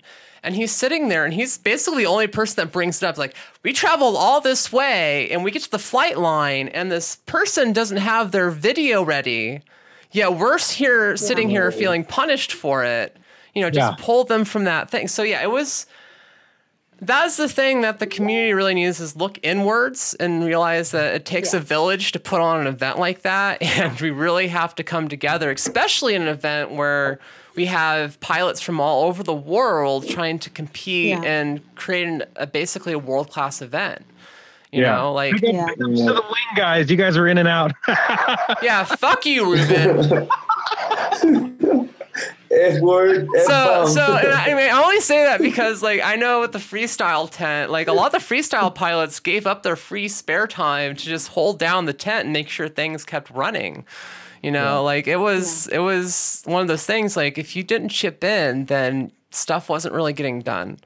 And it's unfortunate that event went that way. You know, I know everyone there did not want that event to go the way it did. Yeah, definitely. I liked how a lot of the locals helped out and were there, you know, like every day, and they were just constantly, you know, helping out with the event, you know, manning the gate, out there, you know, throughout the event, and just helping out, which was really cool, because, you know, like that event there, like how weird is it when a group from, you know, the big island, you know, come over to the small island and hang out with all the guys. And so, you know, finding help and interacting and making sure that the event flowed a little bit better. You know, you can't really fault them for helping out. Yeah. And that was the thing. And those like, guys, like, I sorry, go ahead. I was going to say, like, that's the thing. Like, that event was largely run by volunteers. I mean, Tom that was working the freestyle tent, he wasn't getting paid, you know, like a lot of the people working the tents weren't getting paid, you know, it was largely a volunteer based event. And, you know, unfortunately they didn't have as many volunteers as they really needed to pull things off. And the people that were there, thank God for them, because if they weren't, oh my geez. Definitely. What was it? Honorio? With the truck? Yeah, dude, that guy was so cool. Dude. Oh my God. He drove the truck that wasn't supposed to be on the road. Drove it, got it there, and he was using the rig to go fetch the quads and stuff. And I was like, dude, that's freaking awesome. Like, you know, having guys like just unreal. Yeah, no, he was really cool. Oh, sweet. Yeah, the guys from Aloha FPV were really cool. Like, I met Michael there. He runs the MultiGP chapter over there. And we had a long talk about all this. And he was like, he was so down about the, you know, people being so negative and everything. And he was like, we're just doing our best. Like, we're trying to run this event the best way we can. And we're just, in the end, everyone was a volunteer. Even if you were a part of DSA, you were volunteering because, you know, I mean, it's unless not like you were Scott. I mean, it's not, yeah. So you guys are up for Korea on September? I won't be going. So that was the Drone Worlds event? That was that we're referring to. So that, from what I understand, that was going to be like the DSA Drone Worlds event in South. Like they're just going to take it over, but now it's just kind of their own Drone Worlds event. And I kind of want to go to it, but again, I think they've only advertised racing so far. It is, you know, they have Drone World Racing event, and in my opinion, it's not a world event unless it has wings, freestyle, and racing. like it has to bring back that, I think, the trifecta. I mean, I think that really worked, and that was one of the things that I really loved about the DSA. It wasn't that they were trying just to promote drone racing. It was trying to bring the whole FPV hobby as a sport up into the spotlight. Yeah. And that's something I really hope other organizations try to take on and do going forward. Yeah. Definitely. We're trying. I wanted to talk with you about it, but I've been having this idea for like a year already, where I want to invite like a bunch of pilots just for a freestyle weekend, and we can stay at this hacienda in Mexico that it's really cheap, and we can like sleep there, eat there, repair there, and you know the inside of the place can be used as the track for freestyle. I think that has to be done. Whoa. See, now that's a great idea. Has to be done, but see, that's actually kind of the thing. Like an FPV freestyle weekend. Yeah, see, I think that's the new thing for freestyle, is having an FPV kind of weekend event where you get together with friends. Camp out. and you've got camping going on. You've got a flight line that's kind of openly managed, and people can throw down pretty much any time and have fun. That's something I think we're going to probably see more of. I know Forward Flight, they host the FPV Jamboree every year, and it's basically what it is. You go over to Oregon, you set up your camping tent, and you fly FPV all weekend, having fun and enjoying the company of other pilots. And it's so different than racing. Racing, you have that competition like edge. You know, you're constantly. I don't know. I'm always on edge when I'm at a competition. Yeah, the vibe is different. Right, and so the vibe is just completely different. And so when you're able to just relax and enjoy the track and the freestyle element, you know, and hang out, it's something that I think really hasn't been explored to the fullest yet, and I would really love to see more happen. So let me know if you ever do that, Angela. I would love to go to Mexico and chill and fly. No, I mean, you must come down. Heck yeah. Definitely. Yeah, definitely. So, LaRock Gaming says Drone Nationals 15 was a massive experiment and it had quite a few issues. That said, they had like no prior events to base themselves on. And that's kind of true. Drone Nationals 2015 and same with 16 and Worlds. There really weren't prior events to base them off of, at least successful events. I mean, Dubai was kind of successful. I mean, it happened. From what I understand, top pilots won. Yeah, like, you know, there's some top pilots won. It happened, but like that event was the biggest one in FPV history at like $16 million. I've heard. Holy crap! Definitely had its issues. Yeah. So, and that's partly because they had to rebuild the track basically overnight, and that cost them a whopping like $1 million. And there was like a lot of. Got access to the track days ahead of the event. I mean. Yeah, and so I mean, I've only heard the number rumored at like 16 million, but I know it was several $1 million at least, especially when you consider all the pilots they had to bring in, all the staffing. Like it was a serious event. And since then, like that's sort of like Korea. Like that's the nation getting behind the sport, trying to establish itself. I mean, that whole thing was basically funded by the tourism industry council or whatever. Right. Mm-hmm. And that's kind of coming back to it. We really kind of need governments to at least not hinder drone racing. They need to try to start supporting it as a industry going forward, because I feel like they could do a lot more educational wise, trying to support the industry and grow it as something that's, you know, included in the airspace versus something that's an unknown and scary and, ooh, oh no, what is this thing? So... and Korea's doing it right. They're definitely doing it right because they're doing it from the government. They're investing in their own pilots, and they're also calling it drone sports. So they're including all this stuff like the summit that was over there with the competition and everything. I was invited to be there, and it was so much fun. The race and the conferences that were given and all the talks and everything. And the fact they had more than just racing. It was freestyle. It was racing. It was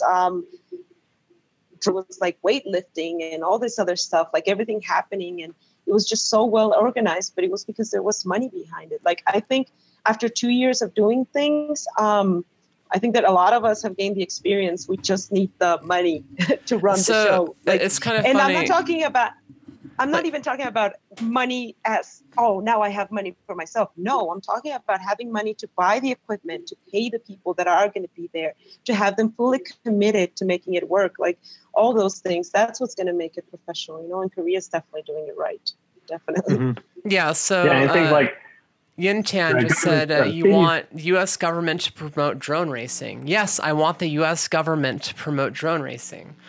Yeah, sure. I mean, if you think about, and this is going to sound really cynical and deep and kind of ugly for a second, but like the rates of drone pilots dropping out of the Air Force is quite high, and the U.S. government really needs to do more to promote more people getting into that department. So one of the ways they could do that is simply by supporting drone racing going forward and kind of, using that as a venue to, I hate to say it, but recruit the next generation of UAV pilots. DARPA, look out. I mean, it sounds, that's kind of like a cynical approach, but like the U.S. Army's used video games in the past to do that. And I could honestly see them doing the same thing with drone racing, having a U.S. Army drone racing league that, is very well funded and promotes drone racing going forward. And, I'm very much against militarization of drones, but yes. They're militarized, and the U.S. government has really a problem. Scary. Yeah, I'm just saying. That sounded really scary because I mean, let's be clear on something. Like the U.S. is very, very fond of their military. We know that from the outside. You guys look very crazy. I mean, watch what you say, Angela. I might send my drone over there. You know what I'm talking about, like this whole thing, that just because you're in the Army you're automatically a hero and no questions asked. And outside of the US, we're like, really, we have a lot of questions to ask, and you should be asking questions too. So definitely I think that's a scary idea. I don't want it to go that way. Well, I say that, and going forward, like the highest rate of PTSD in the military right now is actually drone pilots. So it's not something I want to promote. I just know like the military has a really big problem keeping those positions filled, and they actually have like a deficit of pilots right now. Yeah. So like that just might be an avenue for them in the future. It's an inevitability, I think. That's all. But I'd rather have drones drop food and cargo than bombs. I mean, come on. There's so much good that these machines can do versus the bad that they've been used for in the past. That is totally doable. Yeah. That is 100% doable and easy to do. Mm-hmm.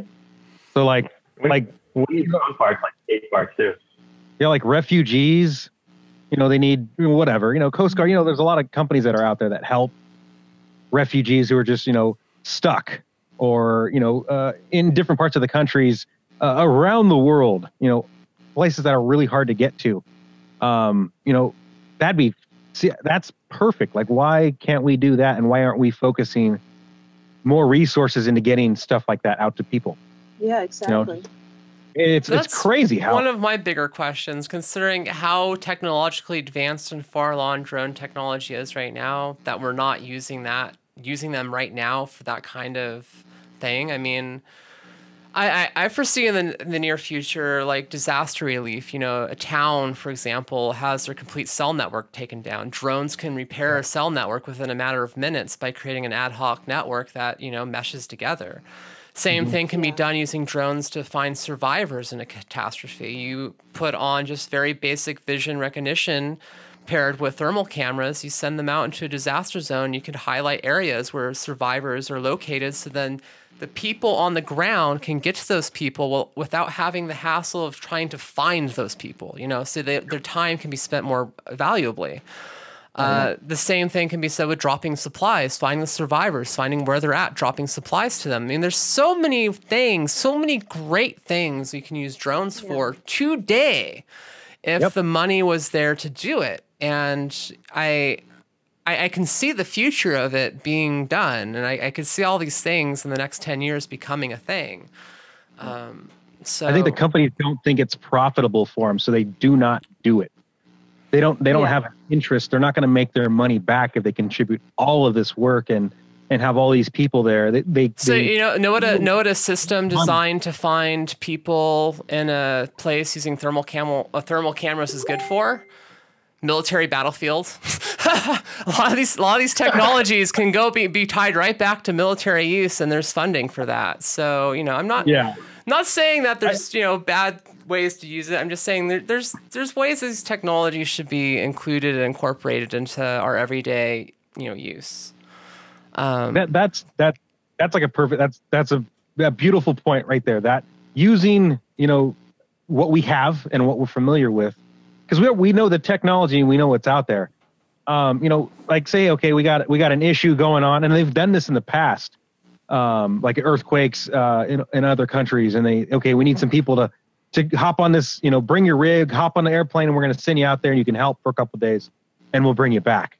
There are some guys like that do run events like that, but it's not a lot because, when is there going to be like a massive just type of incident that's going to happen? So, I mean, it seems kind of. And as Xenotan says, search and rescue drones are not extremely common, but they've been around for a while. Yeah. That's generally true. I'm more talking about like automated search and rescue systems, something that doesn't, more of MeshNet. You're using multiple drones to accomplish a solution to a problem versus a single camera operator using it as an eye in the sky. The people there, I don't know. I know there's probably some companies working on these things, and if they're listening, please contact me. I'd love to have you on the show. These are some really neat technologies that, don't get enough of the spotlight, and, drones can do a lot of good if they're given the chance. Oh, yeah. And yeah, here in Japan, we have something that's kind of interesting along those lines. There is an organization that has created sort of like the Civil Air Patrol.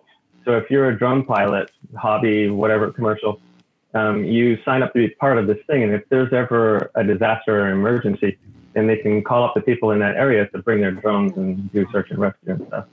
Yeah, we have that too. I think they're called. Well, they're on the East Coast. I don't know if they have different spots, but I think they're called the Air Bears, I believe. Airbears.com or something like that. They're the same principle. A lot of hobbyists, they go on this list, and they do the kind of like the same thing. Yeah, it's also here in Mexico. There's a guy that started doing that in Mexico as well. So yeah, it's definitely something that's being used, but it's not used to its full potential, I think. Like Zoe's saying, like swarms, not just one. Yeah. Like have a swarm of automated drones, like actual drones. Coming after you. I mean, okay, so airbears.com is for sale. So it's definitely not airbears.com. Is it not airbears? Airbears.org, as someone says in chat. Airbears.org. Okay. Well, in America, I'm not sure how well that would work because, there's the same situation that exists for hobby pilots and things. Unless a government agency is involved, having a bunch of drone pilots show up with their drones, they might go, oh, no, we have a helicopter coming in the sky, whatever. Whereas here, the government agency is actually involved with it. So yeah. Yeah, it's actually, I think there's been several people, at least in California, that have had lawsuits filed against them for interfering with emergency rescue workers using their drones. As much as it's kind of thing like these are great, devices, but unless someone asks you to use them in a situation like that, don't do it. Or at least, ask your local authorities if it's okay for you to go up and fly, because you don't want to be that person that ends up in jail because they're just trying to help out. Yeah. Like up in the Sierras where I guess, NorCal, actually anywhere in the Sierra, well, mainly the Sierras, but the guys that get lost in the wilderness or just actually Midwest, you get hikers, they get lost and they're out for a couple of days and you don't know where they're at and people are searching. I think what we have and what they probably should use, especially at nighttime, ask for help, send them up with, give them like a night camera or just something that they can, help out with the search and rescue teams. I think, they probably do that now, but like a dedicated thermal camera that they can just slap on and have it relay to a video transmitter and just kind of do some routes, and you can maybe find the Inspire has a thermal camera that you can attach to it. And it does. Yeah. So that's a really big thing. Like you can basically get an out of the package, amazing thermal imaging system from DJI, and a lot of people don't know that. And a lot of municipalities don't know that because a lot of people are still trying to get custom built thermal imaging systems without realizing they can spend a quarter of that and have something that works way better from DJI. Oh, wow. The Inspire is a great tool. I have it, and it's a great tool. And this thing that you can just change cameras, it's, I mean, come on, it does great things. It's amazing. Yeah, the really I think Laura Locke, was that Laura? Gaming. The Rock Gaming. Yeah. The fixed wing would be pretty cool, especially if you had like a loiter setting on it on your flight controller. So let's just say it's getting dark, and all the kind of the guys that walk the path, they come in, they're resting, they're regrouping. You could send a wing up and kind of like loiter in different areas, and you have your ground crew kind of like picking out the spots. And then let's say on the bottom of the wing, you can drop a glow in the dark stick or a horn or an air horn, or just something like if you see something, you can at least drop it and it's marked. I think the flight time, the endurance would be, a lot more longer than 20 minutes. You could probably be up for. That's the cool thing. I've seen wings used for conservation efforts over in Africa. They use them for the longer flight times to catch poachers. I've seen a documentary where they've used drones in the Arctic to survey icebergs and stuff instead of having to send helicopters out, which could potentially crash and kill people inside of them. So drones, it's really cool seeing drones used for search and rescue efforts and just in general scientific research. And I think that's going to become more and more common. I mean, hopefully, because like I keep like the one in the Arctic, like they said it cost over $100,000 and it looks like a foamy, and I'm just sitting there going like, I could build that for like $300. Exactly. When the EB came out, because I'm a geographer, so that's why we got into drones, as a company and everything, and then drone racing happened, and everything went to hell. But that's why we started this, and we have big wings, like 2-meter wings, and they're beautiful and they do great things. But that's the thing. Like when the EB came out, I was like, "Are you kidding me? It costs that much? Are you serious?" And then when it breaks, like I have to give it to you to fix it for like all this money, and then also you can't control it. Like, see, that's seriously, like I can't have a manual mode. I can't have a transmitter with like. That's not okay. Yeah, that's not how you do it. A lot of companies like your company, they would end up buying that, and they would be like, okay, well I bought this. Let's utilize it. And after like so many uses of it, it would start to degrade. It would start to deteriorate, and they'd have to go send it in and fix it. And so they'd come to me and say, hey, can you make me something that's a little bit more durable? And I'm like, yeah, hell yeah. That's, you realize, this is super easy. And so, that demand for having an inexpensive, like UAV was like the best thing that, for me to kind of help out into a realm. And they're like, because I was charging like under $1,000 for just like the frame, and that's it's a lot of work. So I'm doing it like that, and plus they're used to buying like $10,000 frames, and 40, like the EB I believe was like 30, I think like 35,000, and then it went up to like 50 something thousand if you decided to get a camera or however they charged you. And then there's another company called believe it or not, it's called the Sea Astrial. It's about 120,000. They're in Europe. And then Quest UAV is another aircraft that's out there in England. In England, they're about I'm gonna guess and say like in the mid 40-50 range. Yeah. And then Ag Eagle is really cool. Yeah, because they're really cool. It like snaps together, and it's a big large frame. Yeah, but you know who started doing like exactly the alternative, like what we're doing in Mexico? It's this guy. What's his name? Simon Huntridge. Okay. He started using the Skywalker X8 and the X6, and he was just buying everything else at Hobby King or whatever. I don't know. Like it's not. Smart man. I mean, it's a no-brainer, So he was offering this amazing solution for mapping and environmental assessment that was way, way cheaper. And the thing is, like, he knows a lot about this. So if he sells you this thing, it's like, yeah, well, I'm selling it and I'm giving you the knowledge and I'm training you. And if anything happens, it's way cheaper to fix. I mean, you don't have to send it back to me and I'm going to charge you like a ton of money. Yeah. So I think that's definitely the way to go. And it's, when it comes to drones, as if you want to look at it as a business, definitely multi-rotors are it's saturated. I mean, it's crazy. And in Mexico, where there are no laws, I mean, everyone has a multi-rotor, and everyone suddenly knows how to do maps and all that stuff. And, you know, they're all scientists now. But when it comes to wings, not everyone can build a wing or fly a wing that big with that kind of equipment. So it does take a little bit more of effort and knowledge. And I think that's where the thin line is coming. And for us, it's been way better to focus on planes and wings and stuff like that than just multi-rotors, you know. We still have an Inspire, but I think definitely wings are the way to go for many of the scientific purposes, you know. Oh yeah. Definitely. Yeah. That's the ag industry. It's funny because a lot of the companies, this is where a lot of my background is because I deal with a lot of guys, and they're like, they think that remember the Skywalker, you know, the just a regular Skywalker. They're like, oh, this is it. You got to get this. This is going to solve all your problems. But what happens in the heavy wind condition? It's getting tossed around by the wind, and because the side surface on the Skywalker itself tends to kind of like drift, and they were having a lot of complaints with it, and it's just big and bulky, and there's a lot of surface area on it, like the tail. You know, there's 2 servos back there, and you know it starts to get fatigued again because it's made out of a cheap product, and you know they're starting to resort to wings. And that's just the funny part, because I've been watching this trend of a new company come out.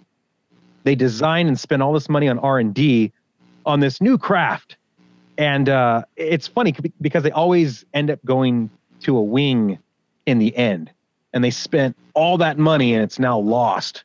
So I've been watching that with all the companies since I started. And it's just pretty funny how they don't. Yeah, I don't know why they don't wake up to it, but it's just interesting. They will. Yeah, they will. It's smart. Money-wise, it's smart. And if it's smart money-wise, then they will. Oh, yeah.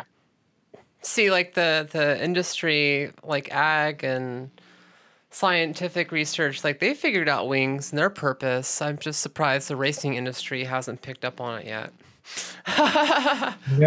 Like all those guys know the wings have it going on, but you know. Yeah, it will happen. It'll happen. Yeah, most definitely. Yeah. Worlds for me was all about the wings. Like for me, it was so much fun. What was the name of this guy that was narrating everything? David, was it? David. David is from Canada. Yeah. He's from Canada. He did a great job. He was just like going like, this is Team Mexico going. And then we have, I don't know who. And he was just like going super fast and narrating everything, getting everyone super excited. And I was like, yay. So David Whitten. David Whitten was his name. He was, I love it when he's our announcer. My God. He's extremely knowledgeable, and he can identify each craft. Like, oh, wow. There he is coming. It's amazing. Oh, yeah, very good guy. I couldn't believe how he was doing it. I was like, how do you even know? Like, no one can see. Well, I'm blind. But I was going to say, announcing takes a very special skill that a lot of people don't have. He's with Shelby right now. Nice. They're in Virginia right now. Damn you, Shelby, getting all those shout outs on my show. All that free promotion. Just suck it up, Shelby. Just suck it up. If you listen to this, Shelby, just know I love you and that. You know what's fun? You know what's funny? I know Shelby because he released a video from this organization he had that I think no longer exists. That was called F1 FPV. Yeah, and they had this great video that he released with this other guy. What's his name? He's from Team Black Sheep. Yeah. I know who he is. Damn it, I can't remember his Patrick? name. No. Shaw. P. Shaw. Yeah, Patrick Shaw. I'm so sorry, P. Shaw. You're my freaking team pilot. Like, I'm on your team. I should know your name. He's an amazing pilot. He really is. And they released this video of their group just flying and everything, but they did a great job. Like, if anyone can find it, it was called like F1 FPV intro or something like that. And every time I gave a talk, because I've given a lot of talks on drone racing, every time I would give a talk, I would just like start with that video. Like, guys, you want to know what this is about? This is what it's about, because he would show how exciting it is, but also, you know, the regular guys sitting on their chairs and everything, but in a very exciting way. You know? Yeah. Oh, yeah. So oh, yeah. that was a great video. So yeah, I remember Shelby from that. Believe it or not, when you're sitting down, like for all of us, if you're sitting down and you're racing, there's a lot of things going on in your body. It's not like you. They look relaxed. Oh man, your thumbs are just going crazy. That was one of the things that you really showed off in the first Drone Nationals was some of the footage of pilots, just their thumbs absolutely shaking out of control. And it's like Shawn Taylor and other pilots, they fly with less rates and a little expo just to get rid of any kind of jitters that they might get. I know like the rates on my racing machines are lower than the rates on my freestyle rigs. So that's definitely a thing. Yeah, sorry. Definitely. I saw Spook shaking so bad at Drone World. It was insane. He was saying that he had bad video. Afterwards, I saw the DVR, and he did have really, really bad video. He was very nervous to land, and I don't know why. I mean, he's so good. And he was just, I mean, his hands were going all over the place. We were all just looking at him like, dude, just land. Just fucking disarm. It doesn't matter. Like, it's all grass. Nothing's going to happen. He's just like shaking so bad. And then this video that got released recently of Chris Garza racing. Did anyone see that one? It was just so much fun. Like Garza going like so intense. It was crazy. I mean, we do the weirdest of things, honestly. Oh, yeah. Yeah, that's what it's crazy because like for racing, you don't really experience it, or you wouldn't think your body would do that when you're on the line, and it's so freaking weird. It's like the weirdest experience. So I love it. I love the rush of racing. I mean, I'm starting to get into freestyle, and I'm really, really enjoying it. And thank God for Liftoff because I can practice there. But definitely drone racing. Oh my God, it's just so much fun. Yeah, that's why I always say like I love freestyle, but nothing beats the adrenaline rush of drone racing. Definitely. So yeah, I think we're closing in towards the end of the show. Anything else you want to add? It was so freaking fast. Say again, Santiago. That's what she said.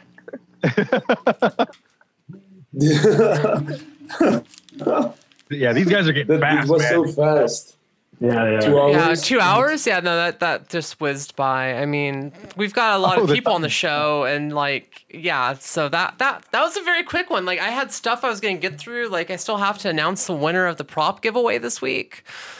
So nice. I'm just gonna do it. Yeah, let me start wrapping this up. Thank you all for being guests on the show. I actually kind of want to have some of you back again because that was fucking awesome. And I think we had a lot of really great conversations. We covered a lot of different topics, and it flowed really well. So thank you for joining me.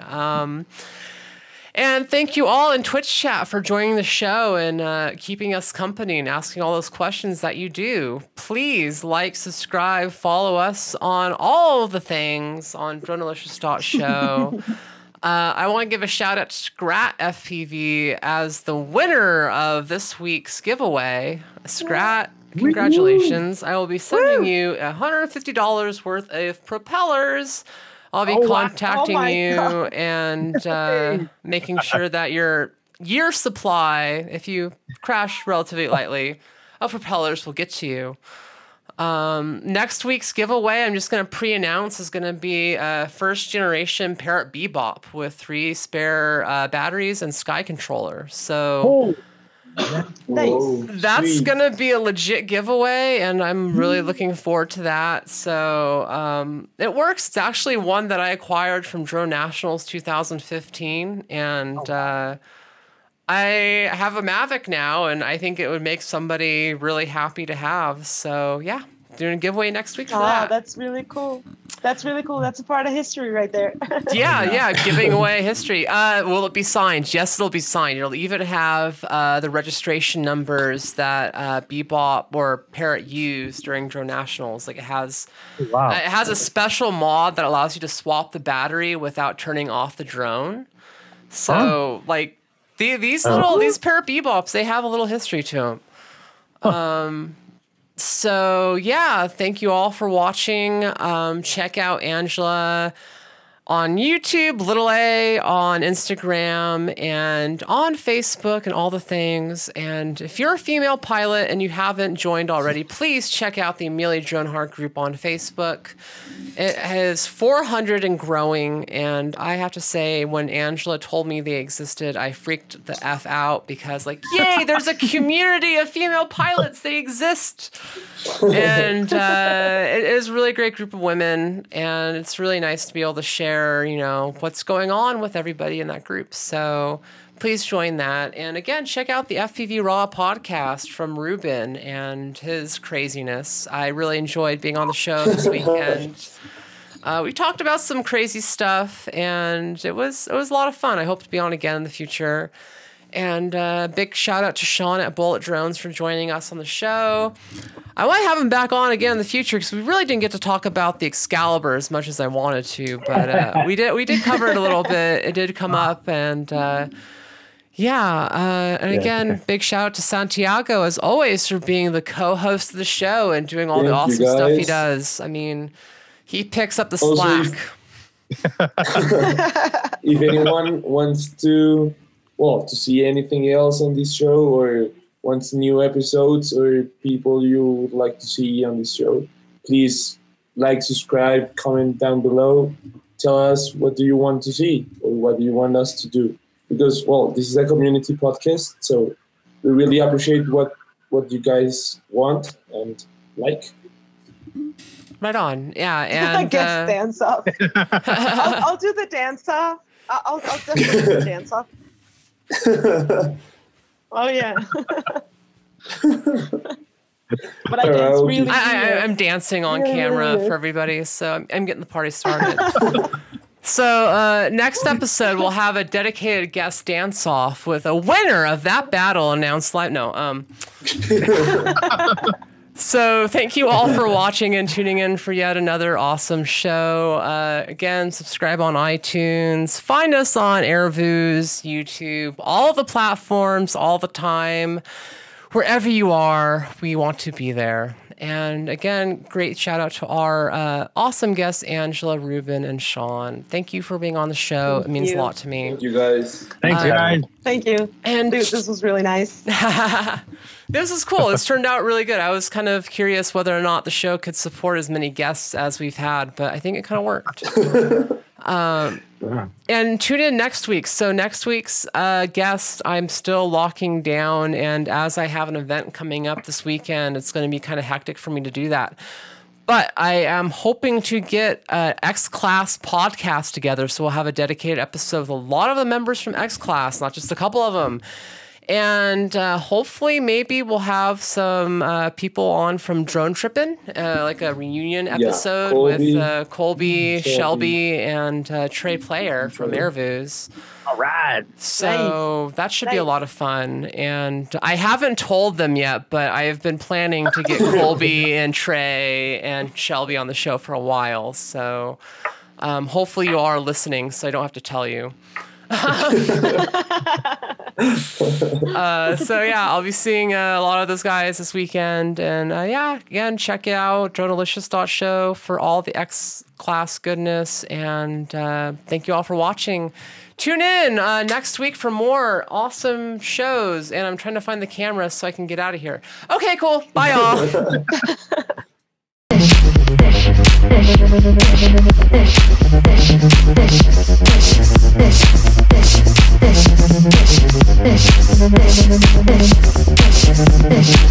The taste.